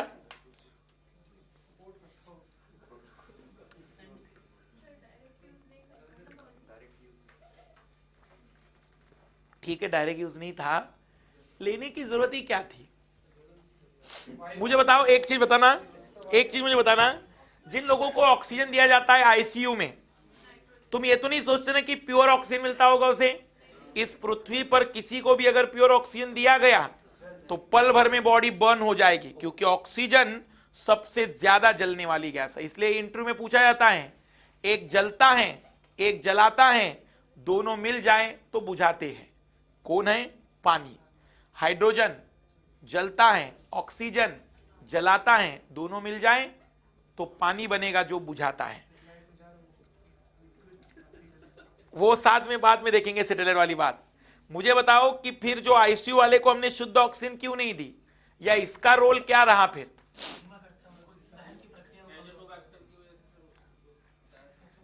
अरे एजेटोबैक्टर हमारी बॉडी में क्या करेगा? यह ऑक्सीजन की बर्निंग प्रॉपर्टी को कम करता है। अगर ऑक्सीजन की आपको बर्निंग प्रॉपर्टी कम करनी है तो उसको नजदीक आने मत दीजिए, उनको दूर दूर रखिए। और उनको दूर दूर रखने में रोल किसका है? नाइट्रोजन इतनी बड़ी मात्रा में जरूरी है। अगर कोई इन्वायरमेंट ऐसा हो या कोई व्यक्ति ऐसा हो कि जो नाइट्रोजन इस इन्वायरमेंट से छीन ले, तो उस इन्वायरमेंट में आग अपने आप लगेगी। क्यों? क्योंकि वहां ऑक्सीजन बर्निंग प्रॉपर्टी अपनी बढ़ा चुका रहेगा। तो बॉडी के अंदर भी नाइट्रोजन इसलिए घोल कर दी जाती है ताकि ऑक्सीजन की बर्निंग प्रॉपर्टी को क्या किया जाए? कम। पहले गोताखोर जो होते थे ना, उन गोताखोरों को हम ऐसा ही कॉम्बिनेशन देते थे। गोताखोर समझते हैं ना, जो पानी के अंदर जाते हैं, उन लोगों को हम क्या करते थे? यही कॉम्बिनेशन देते थे। बाद में कुछ गोताखोर ऐसे मिले कि जैसे ही वो अंदर गए और बाहर निकले तो शरीर पर फपोले बन गए थे, पूरा शरीर सूज गया था। देखा गया नाइट्रोजन सामान्य दाब पर ब्लड में नहीं घुलता, लेकिन जब उस समुद्र के अंदर प्रेशर बढ़ता है, क्योंकि जैसे अंदर जाओगे तो तुम्हारी बॉडी पर इतना बड़ा पानी का वेट भी तो है, तो अंदर प्रेशर जैसे ही बढ़ गया तो वो नाइट्रोजन भी ब्लड में घुल गया। और जैसे ही नाइट्रोजन ब्लड में घुला, उसने अपने लिए जगह मांगी, और जगह तो थी नहीं बॉडी में, तो क्या हो गया? बॉडी पर फपोले बन गए। इसलिए गोताखोरों को हम नाइट्रोजन मिलाकर नहीं देते हैं, हीलियम मिलाकर देते हैं, क्योंकि हीलियम की खासियत है कितना भी प्रेशर बढ़ा दो पर बॉडी के ब्लड में डिसॉल्व नहीं होगा। इसलिए सवाल अगर पूछा जाए कि गोताखोरों को हीलियम क्यों देते हैं, क्योंकि वो हाई प्रेशर पर भी ब्लड में डिसॉल्व नहीं होता। जबकि नाइट्रोजन की प्रॉब्लम क्या है? डिसॉल्व हो जाएगा, और डिसॉल्व होगा तो प्रॉब्लम शरीर को फुला देगा। मान लो तुम उस गोताखोर को जल्दी बाहर नहीं निकाल पाए, तो शरीर में उसका शरीर अपने आप फूल कर ही फट जाएगा, ब्लास्ट हो जाएगा बॉडी का अंदर ही। इसलिए फिर अब गोताखोरों को नाइट्रोजन की जगह क्या दी जाती है? हीलियम। ये ली गई वायु थी और ये छोड़ी गई वायु थी। ये क्लियर हो रहा है ना कि ये परसेंट कम ज्यादा क्यों हो रहा है? क्योंकि इतनी मात्रा में हमने क्या कर दिया? उस ऑक्सीजन का उपयोग करके उसे किस में बदल दिया? CO2 में। इसलिए CO2 कितना बन गया? 4%। वाटर वेपर में भी ध्यान देंगे कि ली जाती है जितना एनवायरमेंट में थी, लेकिन जब छोड़ते हैं तो सैचुरेट होती। बस एक ही चीज है जो नहीं बदलती, नाइट्रोजन। और नाइट्रोजन क्यों लिया क्यों जा रहा है? ऑक्सीजन की बर्निंग प्रॉपर्टी को कम करने के लिए। अब एक समझना, आखिर वायु अंदर क्यों ली जाएगी? तो ये हमारा लंग्स जो होता है, जब लंग्स की मसल्स लंग्स को खींचती है तो वॉल्यूम क्या हो जाता है? बढ़ जाता है। वॉल्यूम के बढ़ने से प्रेशर कम, तो अपने आप high pressure to low pressure air चलती है, तो अपने आप इन्वायरमेंट की वायु क्या हो जाती है? कब होता है? लेकिन ये जब मसल्स खींचकर वॉल्यूम क्या कर देगी? बड़ा कर देगी। और जैसे ही वो रिलैक्स हो गई, दबा दिया गया, तो वो वायु क्या हो गई?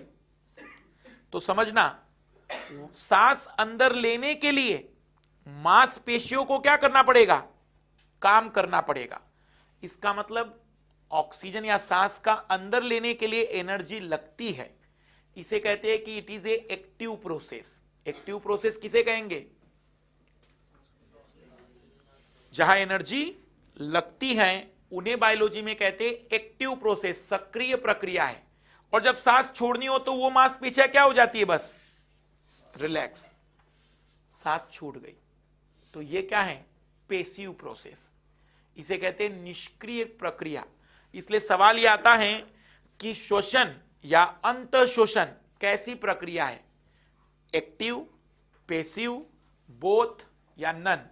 तो इंस्पिरेशन एक्टिव और एक्सपिरेशन पेसिव। तो लिख लेना, अंत शोषण सक्रिय अभिक्रिया है,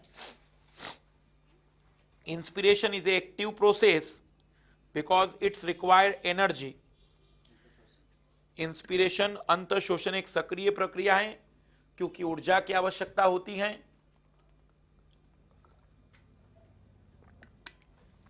and expiration is a passive process, और बहिर्शोषण निष्क्रिय प्रक्रिया है जहां ऊर्जा की आवश्यकता नहीं होती।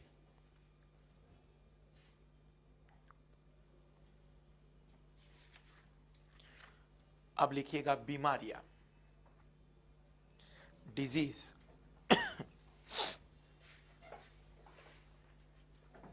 पहली, अस्थमा।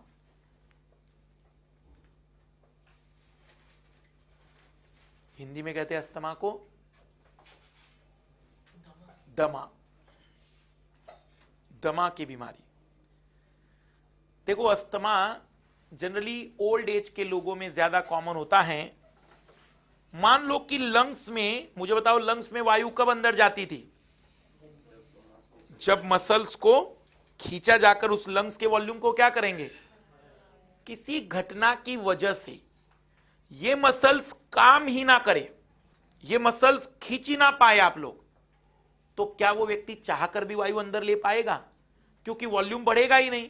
तो कुछ लोग होते हैं जिनकी मसल्स जो लंग्स की हैं वो लंग्स को खींच नहीं पा रहे हैं, तो बेचारा चाहते हुए भी ऑक्सीजन को ले। तो आपने देखा होगा मूवीज में कई बार विलन हीरो की माता को ऐसा तकलीफ देता है, तो एक्चुअल में उनको क्या प्रॉब्लम हो रहा है, वो चाहते हुए भी ऑक्सीजन, फिर एक स्प्रे मारा जाता है, एक, अरे देखा होगा मूवीज में कोई चीज या कोई भी छीन ली जाती है और फिर एक स्प्रे मारा जाता है, जैसे स्प्रे मारा नॉर्मल, क्योंकि जैसे स्प्रे अंदर जाता है वो मसल्स काम करना शुरू कर देती है और वॉल्यूम बढ़ा देती है, अंदर वायु ले ली गई। कोशिश करो या कल्पना करो कि तुम चाहते हो वायु लेना, लेकिन वायु अंदर जा ही नहीं पा रही, क्योंकि वायु अंदर कब जाएगी, लंग्स का वॉल्यूम बढ़ेगा, वॉल्यूम बढ़ ही नहीं रहा है। इसी को नाम हम क्या देते हैं, अस्थमा। लिखना, जब डायफ्राम और पसलियों की मांसपेशियों में संकुचन और शिथिलन नहीं होता, जब डायफ्राम तथा पसलियों की मांसपेशियों में संकुचन और शिथिलन नहीं होता, when contraction and relaxation not occur in diaphragm and ribs muscle, when contraction and relaxation not occur in ribs and diaphragm muscles, जब डायफ्राम और पसलियों की मांसपेशियों में संकुचन और शिथिलन नहीं होता, जिसके कारण व्यक्ति सांस लेने में कठिनाई महसूस करता है, and person feel problem in the inspiration.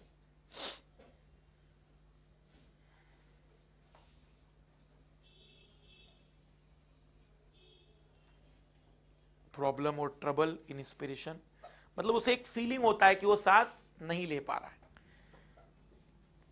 Second, pneumonia.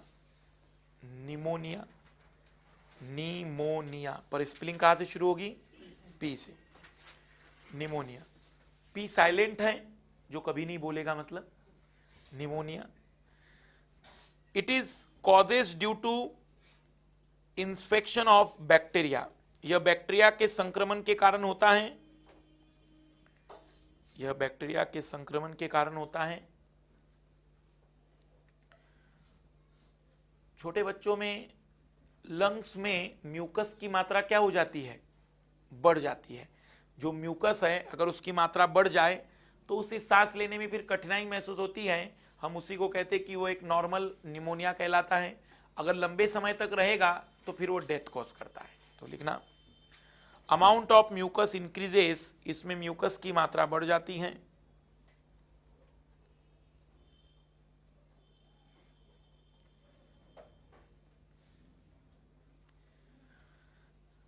और तीसरी बीमारी है सार्स। नहीं, निमोनिया अनुवांशिक नहीं होता कभी भी। निमोनिया तब ज्यादा हो जाता है जब व्यक्ति भीगा हो, क्योंकि इसका बैक्टीरिया पानी के अंदर ज्यादा होता है, इस वजह से। अस्थमा जेनेटिक हो सकता है। SARS, SARS severe acute respiratory syndrome, SARS, severe acute respiratory syndrome. शायद आप लोग छोटे होंगे उस समय। 21वीं शताब्दी की पहली बीमारी डिक्लेयर किया गया इसे, फर्स्ट डिजीज ऑफ 21 सेंचुरी। 21वीं शताब्दी की पहली बीमारी। 2001 में यह आई थी चाइना में। इसका कोई इलाज नहीं था और व्यक्ति की मौत होती थी। और सबसे बड़ी प्रॉब्लम है कंटेजियस थी। इस कमरे में किसी एक को अगर सार्स है तो पूरे लोगों को सार्स हो जाएगा। मतलब केवल सांस छोड़िए आप और दूसरा व्यक्ति बीमार। कंटेजियस थी, एयर्स टू एयर ट्रांसफर होती थी। तो उस समय बहुत बड़े लोगों की मौत हुई थी। चाइना से जितनी भी उड़ानें भरी जाती थी, पूरे विश्व ने चाइना की उड़ानों पर प्रतिबंध लगा दिया था। तो सार्स पहली बीमारी 21वीं शताब्दी की थी। लिखना it is causes bye corona virus. यह कोरोना वायरस से होती है। Corona virus. And in this disease person face trouble in respiration. इस बीमारी में व्यक्ति को सांस लेने में कठिनाई होती है। इस बीमारी में व्यक्ति को सांस लेने में कठिनाई होती है। And it is A contagious disease. और यह एक संक्रामक बीमारी है, कंटेजियस। छुआछूत की बीमारी है ये। कोई व्यक्ति से बदला निकालना है, खुद तो बीमार रहोगे ही, दूसरों को बीमार। कुछ नहीं करना है, उसके पास केवल 2-3 बार सांस ले और छोड़ दो, बीमार हो गया। तो कंटेजियस होता है। ये होता है रेस्पिरेटरी सिस्टम। आइए जरा देखिए, हम एक फिर से रिवीजन करते हुए फिर आगे बढ़ते हैं। अब इसके बाद सिस्टम ज्यादा टाइम नहीं लेंगे, 2 ही सिस्टम है और बड़े ऐसे। जैसे न्यूट्रिशन हमने देखा था। बताइएगा रेस्पिरेशन कितने टाइप का? 2 टाइप। ऑक्सीजन के प्रेजेंस में होगा तो ऑक्सीशोषण, ऑक्सी रेस्पिरेशन। ऑब्सेंस में हो तो एनॉक्सी। एनॉक्सी में भी एनिमल के अंदर अलग प्रोडक्ट बनता है और प्लांट में प्रोडक्ट अलग बनता है। एनिमल में बनने वाला प्रोडक्ट लैक्टिक एसिड, उसी की वजह से बॉडी में क्या आती है? थकान। और प्लांट में इथाइल अल्कोहल। पर एनॉक्सीशोषण में निकलने वाले एनर्जी की मात्रा कम और ऑक्सी में निकलने वाली एनर्जी की मात्रा ज्यादा। फिर हमने देखा कि बॉडी में ऑक्सीजन को लाने और CO2 को बाहर निकालने के लिए कौन कौन स्ट्रक्चर काम करते हैं। सबसे पहला स्ट्रक्चर नाक, नोज। नाक से सांस लेना ज्यादा बेटर है। पहला टेम्परेचर रेगुलेशन, फिल्ट्रेशन। फिर स्नीजिंग क्यों आता है? अगर श्लेष्मा झिल्ली जो थी नाक में, मेम्ब्रेन जो थी, म्यूकस मेम्ब्रेन, उस पर कोई डस्ट पार्टिकल आ जाए तो वो फोर्सफुली निकाला जाता है। और यॉर्निंग, ऑक्सीजन की कमी होने पर बलपूर्वक ऑक्सीजन ग्रहण करने की प्रक्रिया। फिर बॉडी में जो ऑक्सीजन का ट्रांसपोर्ट नीचे से होता गया तो सबसे पहली मुलाकात हुई लैरिंग्स। लैरिंग्स क्या है? साउंड बॉक्स है। क्या करता है? यहां पर साउंड का उत्पादन होता है, पर उसे शब्दों में कौन बदलेगा? जबान। अगर जबान की मांसपेशी बड़ी या छोटी हो जाए तो उतलापन। अगर लंग्स काम ही ना करे, लेरिंग्स काम ही ना करे, आवाज ही नहीं रहेगी। और अगर जबान काम ना करे तो शब्द नहीं रहेंगे लेकिन आवाज रहेगी। फिर हमने बात कही इसमें एडम सेप्पल डेवलप होता है किनमें? मेल में। जब सेक्सुअल कैरेक्टर डेवलप हो जाते हैं उससे बेनिफिट होता है कि मेल की आवाज भारी, मोटी, फ्रीक्वेंसी कम, लो पिच वाली होती है। फीमेल में वही पतली, हाई पिच, हाई फ्रीक्वेंसी। फिर हमने देखा इसका दूसरा स्ट्रक्चर, फिर ट्रेकिया से होते हुए हवा एंट्री करेगी लंग्स में, और लंग्स का फाइनल स्ट्रक्चर कौन सा है? एल्वियोलाई या एयर सेक। एयर सेक लगभग करोड़ों के आसपास मिलते हैं। और अगर हम बात करें तो यहां से अब ट्रांसपोर्टेशन किया जाएगा ब्लड के माध्यम से, ऑक्सीजन का भी और CO2 का भी। मतलब सबसे पहले लंग्स तक लाएंगे, अब लंग्स के बाद ब्लड काम करेगा। तो ऑक्सीजन का ट्रांसपोर्ट कौन करता है? कितना परसेंट? 98%। एक हीमोग्लोबिन कितने ऑक्सीजन ले जा सकता है? Maximum 4 molecule. और ऐसा हीमोग्लोबिन जिसमें ऑक्सीजन की जगह कार्बन मोनोऑक्साइड जुड़ जाए, कार्बोक्सी हीमोग्लोबिन। ये बॉन्ड कैसा है? इसके बाद वो हीमोग्लोबिन किसी काम का नहीं रहता। इसकी वजह से जो बीमारी होती है कि हम कहते हैं ऑक्सीजन की डेफिशिएंसी हो जाती है। फिर CO2 का ट्रांसपोर्टेशन कितने तरीके से? पहला, दूसरा हीमोग्लोबिन, और तीसरा ब्लड में डिसॉल्व करके, पर मेनली कहें तो बाइकार्बोनेट्स के रूप में। फिर हमने देखा ज्वारीय आयतन, एक बार में कितनी वायु ली और छोड़ी जाती है, कितना अमाउंट होता है? 500 ml। Total lung capacity 6 litre की। और उसके बाद फिर हम आ गए इंस्पिरेशन और एक्सपिरेशन पर। तो इंस्पिरेशन कैसी प्रोसेस है? क्यों? एनर्जी लगती है। और एक्सपिरेशन पैसिव, क्योंकि ऊर्जा की जरूरत नहीं पड़ती है। कौन सा ऐसा एलिमेंट है जो ली गई वायु और छोड़ी गई वायु में सेम होता है? ऑक्सीजन की मात्रा कितनी होती है ली में? छोड़ने में कार्बन डाइऑक्साइड, छोड़ने में वाटर वेपर, वातावरण के अनुसार, पर छोड़ेंगे तो सैचुरेट, मतलब प्रॉपर अमाउंट में उसमें पानी भर कर जाएगा। उसके बाद हम आ गए डिजीज पर। बीमारियों में पहली बीमारी अस्थमा, मांसपेशियां ही काम नहीं कर पा रही तो व्यक्ति सांस नहीं ले पा रहा है। निमोनिया, म्यूकस की मात्रा बढ़ जाती है। और तीसरा SARS, severe acute respiratory syndrome. इसमें क्या होता है? कोरोना वायरस के द्वारा इंफेक्शन होने की वजह से सांस लेने में उसे कठिनाई होती है। आते हैं तीसरे सिस्टम पर, सर्कुलेटरी सिस्टम। अरे अब ब्रेक आए कि किस बात का ब्रेक रहेगा? परिसंचरण तंत्र। तुम लोगों को बैठना है, मास्टर सब बोल रहा है, मास्टर परेशान है, मास्टर को सारी बात करनी है, तुम लोगों तो कुर्सी पर केवल जीवन का आनंद ले रहे हो। मुझे बताओ तुम लोग क्या कठिनाई उठा रहे हो? तुम केवल सुन रहे हो और थोड़ा बहुत पेन से लिख रहे हो। मास्टर सुबह से आवाज चल रहा है, मास्टर का हाथ पैर चल रहे हैं, मास्टर बोर्ड पर लिखता है, चीजों को एक्सप्लेन करता है, मास्टर के लिए ब्रेक होता है। तो आप ऐसा कहा कीजिए, सर आप ब्रेक कब लेंगे? आप ये ना कहा कीजिए, आप शब्दों में परिवर्तन लाइए, क्योंकि उससे साइकोलॉजी चेंज क्लियर हो जाएगी। आपका ब्रेक कब होगा? आपको ब्रेक की थोड़ी जरूरत है। आप तो चाहते हैं कि सर ब्रेक ही ना ले, सर अपनी मजबूरी के लिए ब्रेक लेते हैं केवल।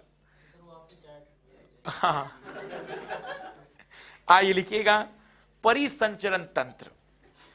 परिसंचरण तंत्र में बना है, 3 चीजें हमें पढ़नी है। परिसंचरण तंत्र में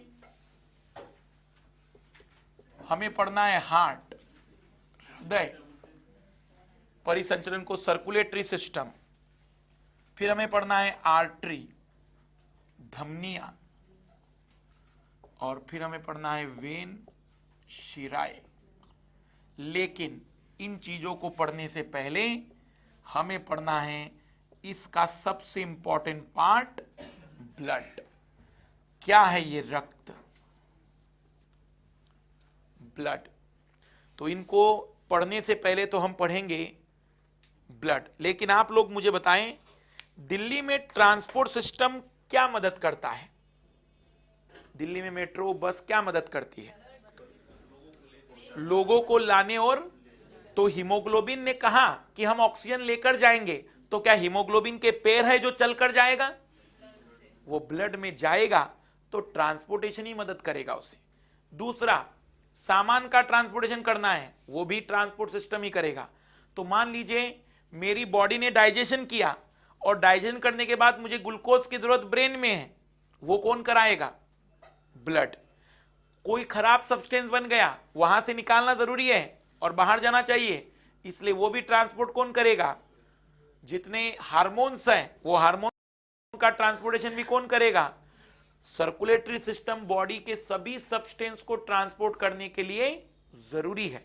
अगर पल भर के लिए ही ब्लड को फ्रीज कर दे बॉडी के, तो व्यक्ति की डेथ हो जाएगी, क्योंकि बहुत ही कम समय के लिए अगर मेडुला ऑब्लांगेटा को ऑक्सीजन का सप्लाई नहीं हुआ तो वो काम करना बंद कर देता है। इसलिए बॉडी में ऑक्सीजन के सप्लाई को मेंटेन करना, एनर्जी के सप्लाई को मेंटेन करना, वेस्टिजल सब्सटेंस को बाहर निकालना, इसमें बड़ा रोल किसका है? ट्रांसपोर्टेशन का। और इस ट्रांसपोर्टेशन में मेन रोल कौन निभाएगा? हार्ट। ये हार्ट मेन रोल कर निभाएगा।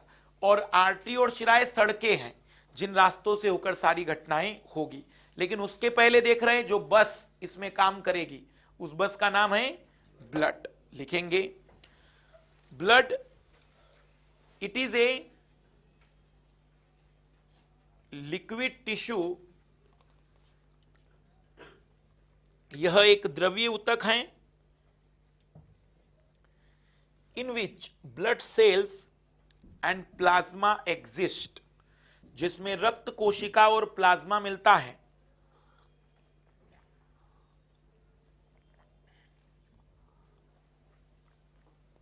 जिसमें रक्त कोशिकाएं और प्लाज्मा मिलता है।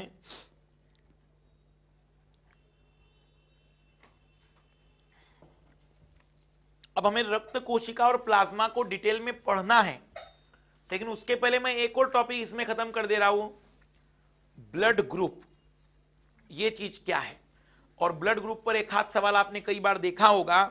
हम जाने कि आखिर ब्लड ग्रुप कैसे पेरेंट्स से बच्चों में आते हैं और किस तरीके से ब्लड ग्रुप का डिसीजन होता है। पुराने जमाने में, मतलब 1950 से पहले, ज्यादा टाइम नहीं हुआ है ब्लड ग्रुप को पूरी तरह से खोजे हुए। 1950 या आप कहे कि 1920 1910 के समय में, जब द्वितीय विश्व युद्ध नहीं हुआ था, तो प्रथम विश्व युद्ध में जब किसी का ब्लड किसी को चढ़ा देते थे ना, तो मालूम पड़ रहा है कि लोग प्रार्थना करते थे कि वो ब्लड उसके लिए अच्छा रहे। नहीं तो लोगों के मन में वहम था किसी का ब्लड किसी के लिए खतरनाक है। मालूम नहीं कि ब्लड ग्रुप का कोई कॉन्सेप्ट होगा, पर किसी का ब्लड किसी को चढ़ा दिया तो मौत हो जाती थी।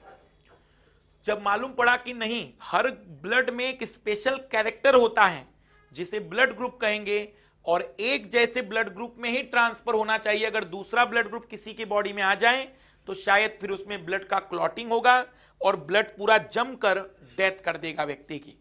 तो सवाल यह है कि ब्लड ग्रुप के लिए कैसे डिजाइन किया गया, ब्लड ग्रुप कैसे डिसाइड किया जाता है कि किस व्यक्ति का क्या होगा। कुछ बेसिक बातें जिन लोगों का साइंस से कभी प्रेम नहीं रहा है उन लोगों के लिए देखना। इस दुनिया में तुम्हारी बॉडी नहीं, एनिमल बॉडी में या किसी प्लांट बॉडी में जो भी कैरेक्टर है, जैसे मान लीजिए किसी के बाल घुंघराले हैं, या मान लीजिए कोई व्यक्ति रात में सोते समय अपनी मुट्ठी बंद कर देता है, या मान लीजिए कि किसी व्यक्ति को रात में खर्राटे आते हैं। जो भी कैरेक्टर, किसी के हाइट अच्छी है, किसी के मान लीजिए आंखें नीली हैं, भूरी हैं, काली हैं, हर कैरेक्टर के लिए बॉडी में जिम्मेदार होता है जिन। मतलब आपके अंदर जो कैरेक्टर हैं वो इसलिए क्योंकि आपकी बॉडी में उसी के जिन हैं। हर कैरेक्टर के लिए कौन जिम्मेदार है? जिन, पहला पॉइंट। दूसरा, जिन हमेशा मिलते हैं जोड़ी में, जिन मिलते हैं सिंगल नहीं, जोड़ी में। एक आता है मदर से, एक आता है फादर से, और फिर ये दोनों जिन का क्या रिजल्ट बना वो हमारे अंदर लक्षण आता है। जैसे हो सकता है कि कुछ कहते होंगे कि पिता पर गया, माता पर गया, तो हो सकता है पिता का जिन डोमिनेंट हो और पिता के लक्षण उसने दिखा दिए, माता के जिन डोमिनेंट हो और माता के लक्षण दिखा दे। तो सबसे पहली बात, हर कैरेक्टर के लिए कौन जिम्मेदार है? जिन। किसी व्यक्ति में अगर मान लीजिए कि हाइट अच्छी है तो भी जिन की वजह से, किसी व्यक्ति में चेहरे का कलर या शरीर के कलर के लिए भी कौन जिम्मेदार है? जिन। आंखों के कलर के लिए भी कौन जिम्मेदार है? जिन। किसी का नाक बहुत ज्यादा एक्टिव है, वो जान लेता है चौथे मकान में क्या बन रहा है, जिन जिम्मेदार है। हर कैरेक्टर के लिए केवल और केवल कौन जिम्मेदार है? जिन। और जिन हमेशा किस में रहते हैं? जोड़ी में। सिंगल कभी भी जिन मिलता नहीं है। तो 2 पॉइंट लिखना। मानव शरीर के प्रत्येक गुण के लिए एक जिन जिम्मेदार होता है। For every character in the human body gene is responsible. मानव शरीर के प्रत्येक गुण के लिए जिन जिम्मेदार होता है। And it is always occur in pair. मानव शरीर के प्रत्येक गुण के लिए जिन जिम्मेदार होता है। जिन हमेशा जोड़ी में मिलते हैं।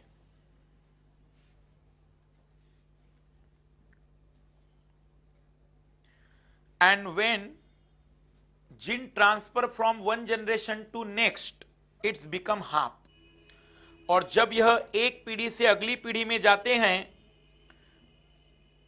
and when it's transfer from one generation to next generation it's become half। जब यह एक पीढ़ी से अगली पीढ़ी में जाते हैं तो यह आधे हो जाते हैं।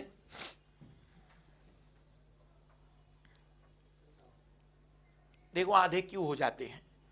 ऐसा अगर नहीं किया तो आने वाली पीढ़ी हमसे इतनी ज्यादा होशियार होगी कि वो हमें तुच्छ समझेगी, और ऐसा होता चला जा गया तो कुछ पीढ़ियों के बाद ही हम लोग बहुत अलग होंगे और वो लोग बहुत अलग होंगे। देखना, हमारी बॉडी में कुल ओवरऑल 30,000 जिन है।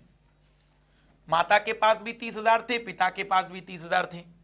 मान लो ये पूरे पूरे जिन दे देते तो बच्चे में कितने जिन आ जाते? ज्यादा स्मार्ट, ज्यादा इंटेलिजेंट, ज्यादा सारी बातें। फिर वो पुरानी पीढ़ियों को क्या कहता? तुच्छ लोग है ये। अरे क्योंकि ना अच्छा प्रॉपर काम कर पाते, ना प्रॉपर कुछ पढ़ पाते, तो कुछ ही पीढ़ियों के अंदर ही उनकी आने वाली पीढ़ी और भयानक होती। 60 और 60 1,20,000, तो आने वाली पीढ़ी को कहते तुम तो बहुत ही तुच्छ हो। तो स्थितियां बहुत भयानक हो सकती थी। इसलिए गॉड ने कहा कि नहीं, इनको पीढ़ियों को समझना पड़ेगा। तो 30,000 वाले माता क्या करेगी? 15,000 जिन देगी, पिता भी। अब बच्चे के पास जिन कितने हो गए? फिर से मेंटेन रहेंगे। इसका मतलब जितना बच्चों के पास है उतना ही पेरेंट्स के पास भी थे। नहीं, प्रतिभाशाली बालकों में कभी भी याद रखिए जिनका नंबर बढ़ता और घटता नहीं है, केवल और केवल नर्वस सिस्टम का फंक्शनिंग हो जाना। जैसे प्रमोट करना, जब मैं नर्वस सिस्टम पढ़ाऊंगा तो इसके सारे कारणों पर जाएंगे कि बैक बेंचर क्यों रिजल्ट लेकर आते थे बाद में दुनिया में, या फिर हम वो कारणों पर भी जाएंगे कि कुछ बच्चे प्रतिभाशाली, कुछ क्रिएटिव हो पाते हैं। भारतीय शिक्षा पद्धति में बच्चा क्रिएटिव नहीं हो पाता है, वो बिल्कुल रटन विद्या में चला जाता है, वो भी देखेंगे कि ऐसा क्यों हो पाता है। पर नर्वस सिस्टम तक पहुंचना पड़ेगा हमें। पर अभी हम बात कर रहे हैं ब्लड की। आज तो वैसे भी पूरी पढ़ते खोलते चला जा रहा हूं, अब तो आपको बहुत सारे कारण मालूम पड़ गए होंगे, हर घटना के पीछे का रीजन क्लियर होगा। पर डॉक्टर बनने की कोशिश ना करना, क्योंकि मास्टर भी डॉक्टर नहीं बन पाया है। इसलिए ये बात स्पष्ट रखना, जहां तक मैं रोक रहा हूं वहां पर अपने आप को रोक देना है, क्योंकि उससे आगे अगर तुम निकल गए तो रास्ता भटक चुके हो। जहां जहां से मैं टर्न ले रहा हूं, देखना मैं एक जगह पर आकर रोक देता हूं, आगे बढ़ जाता हूं, क्योंकि जरूरी है, क्योंकि वही रास्ता हमारे सिलेबस का है। उससे आगे जाना मतलब रास्ता भटक जाना, और उससे कम होना मतलब पूरे रास्ते का ज्ञान न रखना। आते हैं हम इस पर। सारी चीजें देखो, एक प्रॉपर वे अगर चीजें मालूम है, आप अगर पेपरों को देख लेंगे तो एक आइडिया लग जाता है कि यूपीएससी या कोई भी एग्जामिनर कहां तक सोचता है। इसलिए मैं जो अभी ये नोट्स दे रहा हूं या मैं जो आपको लिखवा दे रहा हूं, ये अंतिम है। इसके बाद कुछ मत पढ़ना, कोई किताबों की जरूरत नहीं पड़ेगी, सफिशिएंट रहेगा। इसके बाद केवल इसको पढ़ लीजिए और याद कर लीजिए, प्रॉपर पूरा कवर हो जाएगा ये। अब जरा हमारी बातों पर गौर करिएगा। सबसे पहले तो हमने क्लियर किया, इस दुनिया में कैरेक्टर के लिए कौन जिम्मेदार है? जिन। और जिन हमेशा कैसे मिलेंगे? पर वो दोनों जोड़ी अगली पीढ़ी को नहीं मिलेगी, आधी मिलेगी। ठीक है। जो ब्लड ग्रुप है, उस ब्लड ग्रुप के लिए भी 3 जिन जिम्मेदार हैं, IA, IB and small I. यह 3 जिन में से बॉडी में कौन सा जिन पहुंचेगा, इसी के अकॉर्डिंग डिसाइड हो जाएगा कि उसका ब्लड ग्रुप क्या है। अगर किसी के बॉडी में कैपिटल IA जिन पहुंचा तो हम कहते हैं कि उसका ब्लड ग्रुप क्या बन गया? ए ब्लड ग्रुप। या किसी की बॉडी में IA या स्मॉल आई आ जाए तो स्मॉल आई इसलिए मैंने उसे शो किया है क्योंकि वो रिसेसिव जिन है। कुछ जिन ऐसे होते हैं ना जो अपने आप को शो नहीं कर पाते। परिवार में कभी कभी कुछ जगह पर ऐसा होता है कि एक व्यक्ति अपने आप को एक्सप्रेस करता ही नहीं है, वो अलग ही चलता है, अपना जीवन अलग ही बिताता है। ये स्मॉल आई वाले लोग हैं, वो मतलब रिसेसिव जिन है ऐसे, जो अपने आप को एक्सप्रेस नहीं करते किसी के प्रेजेंस में। जैसे ही कैपिटल आई आ गया तो स्मॉल आई अपना काम नहीं कर पाता है, तो वहां पर भी कौन सा ब्लड ग्रुप बनेगा? ए ब्लड ग्रुप। तो फिर बी ब्लड ग्रुप के लिए कौन से जिन चाहिए जोड़ी में? आईबी या आईबी स्मॉल। और अगर स्मॉल आई आ जाए तो कोई है ही नहीं ताकतवर, तो हम बायोलॉजी में उसे कहते हैं कि उस व्यक्ति का जो ब्लड ग्रुप है कुछ है ही नहीं, और कुछ नहीं को किससे शो करते हैं? जीरो से। वास्तव में लोग उसे ओ ब्लड ग्रुप कह देते हैं, लेकिन वो ओ ब्लड ग्रुप नहीं है, वो जीरो ब्लड ग्रुप है, क्योंकि उसके अंदर ऐसा कोई जिन नहीं जो डोमिनेंट हो, जो अपने आप को शो करे, तो ये बन जाता है ओ ब्लड ग्रुप। और कोई ऐसा व्यक्ति आ जाए जिसके पास दोनों जिन आ जाए,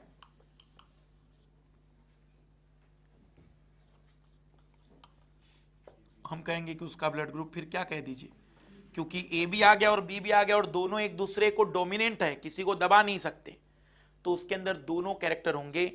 ए वाला ब्लड ग्रुप का भी कैरेक्टर होगा और बी वाले ब्लड ग्रुप का भी कैरेक्टर होगा, तो उसका नाम रखा जाएगा ए बी ब्लड ग्रुप। अब जरा समझे हम शॉर्ट में फिर से। मतलब अगर किसी का ब्लड ग्रुप ए है तो अब आप उसे क्या कहेंगे कि उसकी बॉडी में जिन कौन सा है? या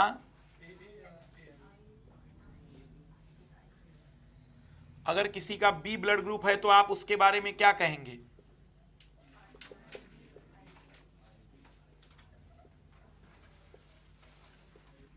अगर किसी का जीरो ब्लड ग्रुप है तो स्मॉल, और किसी का ए बी ब्लड ग्रुप है तो क्या कहेंगे?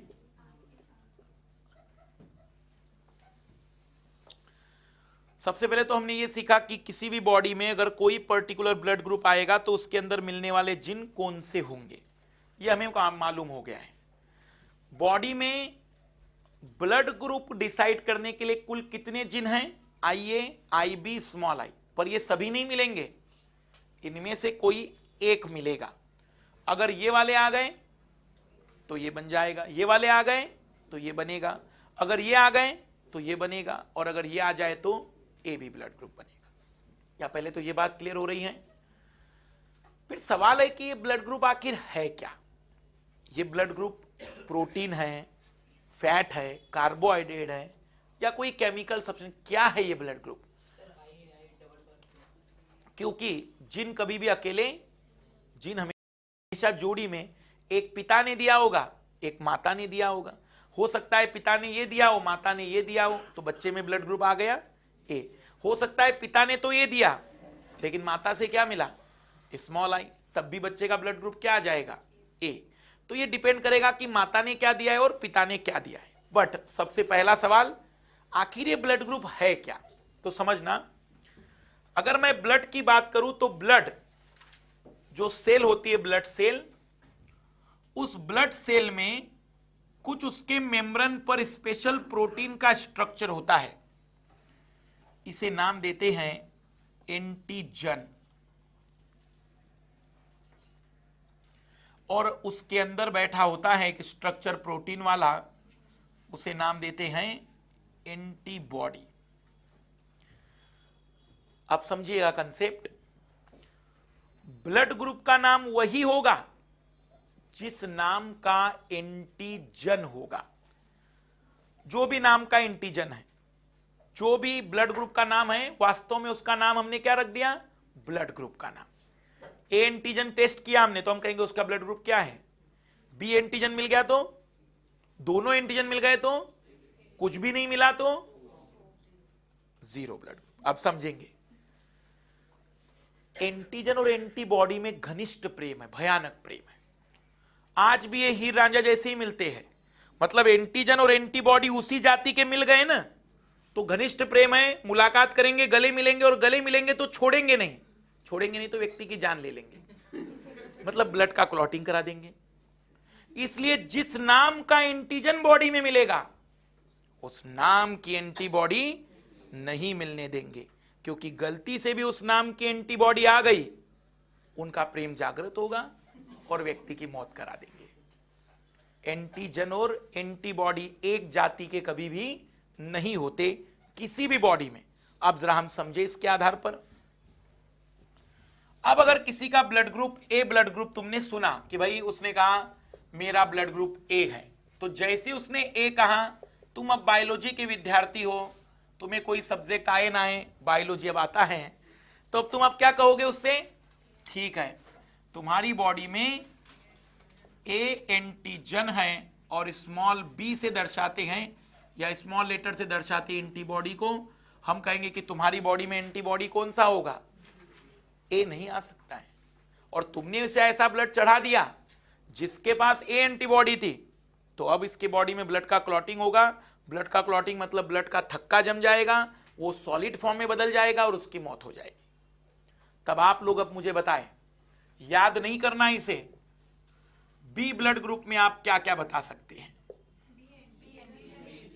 B A antibody. A B blood group वाले के बारे में आपकी राय क्या है? ए एंड बी एंटीजन दोनों ही आ गए, तो क्या कोई एंटीबॉडी शरीर रखेगी? यह ऐसा ब्लड होता है जिसके पास इनमें से कोई एंटीबॉडी नहीं होती। और जीरो ब्लड ग्रुप, जब कोई एंटीजन नहीं है तो दोनों एंटीबॉडी मिलेगी, दोनों टाइप की एंटीबॉडी मिलती है। एबी ब्लड ग्रुप का मतलब दोनों जीन है, आईए भी और आईबी भी, तो वो जीन बनाएंगे, एज एंटीजन भी बनाएंगे और बी एंटीजन भी बनाएंगे, इसलिए दोनों एंटीजन मिलेंगे। और जैसे ही शरीर में दोनों एंटीजन आ गए तो अब एंटीबॉडी आ ही नहीं सकती, क्योंकि एंटीबॉडी ए भी आ गई तो मुलाकात हो जाएगी, बी भी आ गई तो मुलाकात होगी। ऐसे लोगों में कोई एंटीबॉडी नहीं मिलती। अब पूरा डिटेल में समझे हम। किसी ने आपसे कहा कि उसका ब्लड ग्रुप ए है, तो सबसे पहले तो आप कहेंगे भाई तुम्हारी बॉडी में जीन कौन से होंगे? या तो ये होगा या ये होगा। एंटीजन कौन सा होगा? क्योंकि जिस नाम का ब्लड ग्रुप। और एंटीबॉडी कौन सी होगी?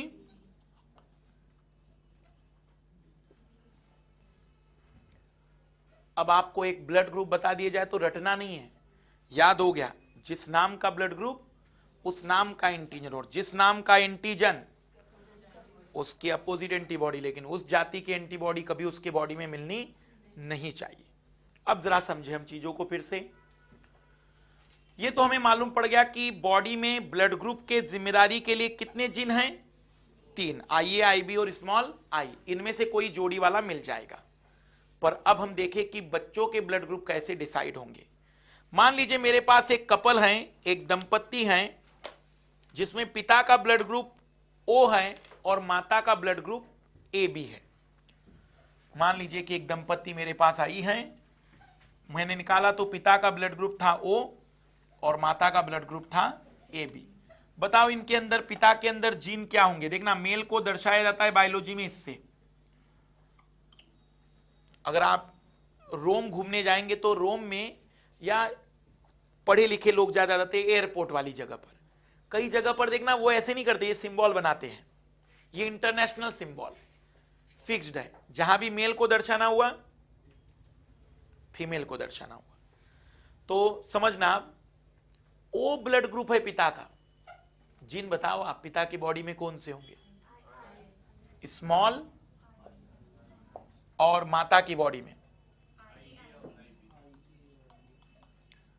क्या ये पिता और माता अपने बच्चे को पूरे जीन दे देंगे?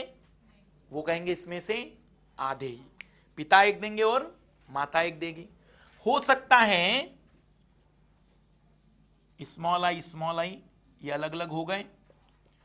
अब वो कह रहे हैं हो सकता है कि पिता के इस जीन की मुलाकात किससे हो, और फिर क्या कॉम्बिनेशन बन जाएगा? या हो सकता है इस जीन की मुलाकात की संभावना किसके साथ है?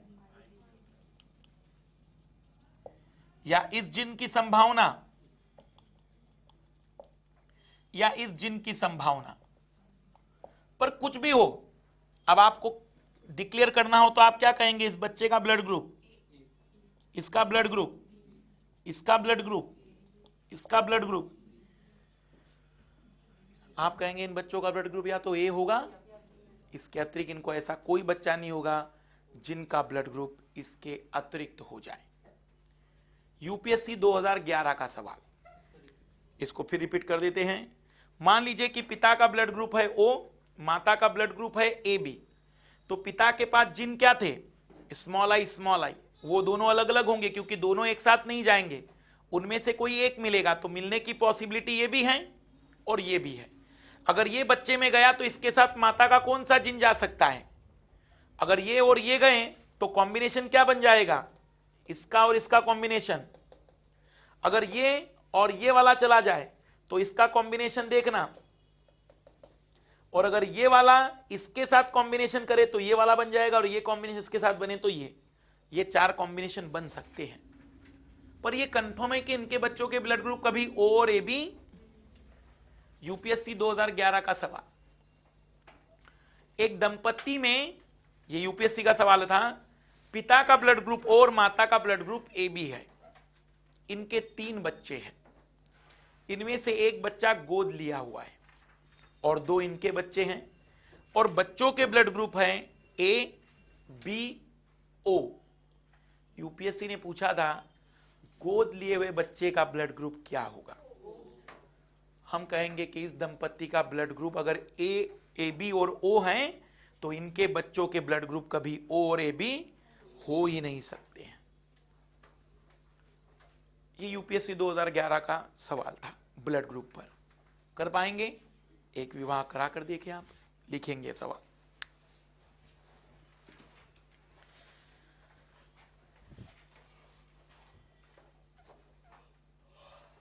इसे ऐसे ही बना सकते हैं। अगर आपको इसमें कठिनाई जाए बनाने में तो इसके लिए बॉक्स मेथड भी होता है। इसमें क्या करते हैं, यहां पर मदर को लिख दीजिए, मदर में जिन थे आई ए और आई बी, और यहां फादर को लिख दीजिए।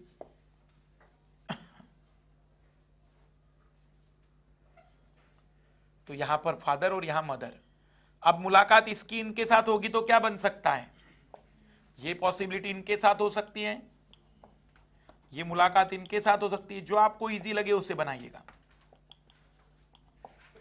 तब आप डिक्लेयर करेंगे कि ये दोनों बच्चों के ब्लड ग्रुप और इन दोनों बच्चों के ब्लड ग्रुप।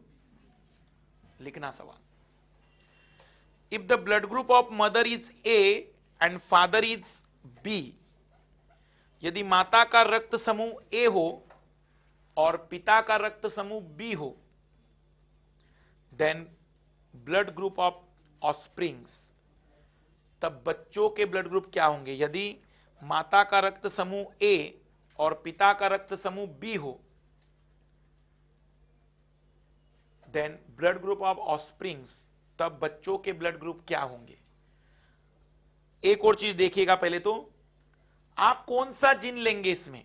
ए के लिए तो जिन की पॉसिबिलिटी क्या क्या है? तो हमेशा इसे लिया जाएगा। ये केवल तब जब एग्जामिनर खुद कहें कि बोथ जीन्स आर सेम। अगर ऐसा ना कहें तो नॉर्मली ये लिया जाएगा। तो पिता के, माता के ब्लड ग्रुप में आप क्या जीन लेंगे? आई ए, स्मॉल आई, और पिता के इसमें क्या लेंगे? आई बी, स्मॉल आई। करिए ट्राई जरा।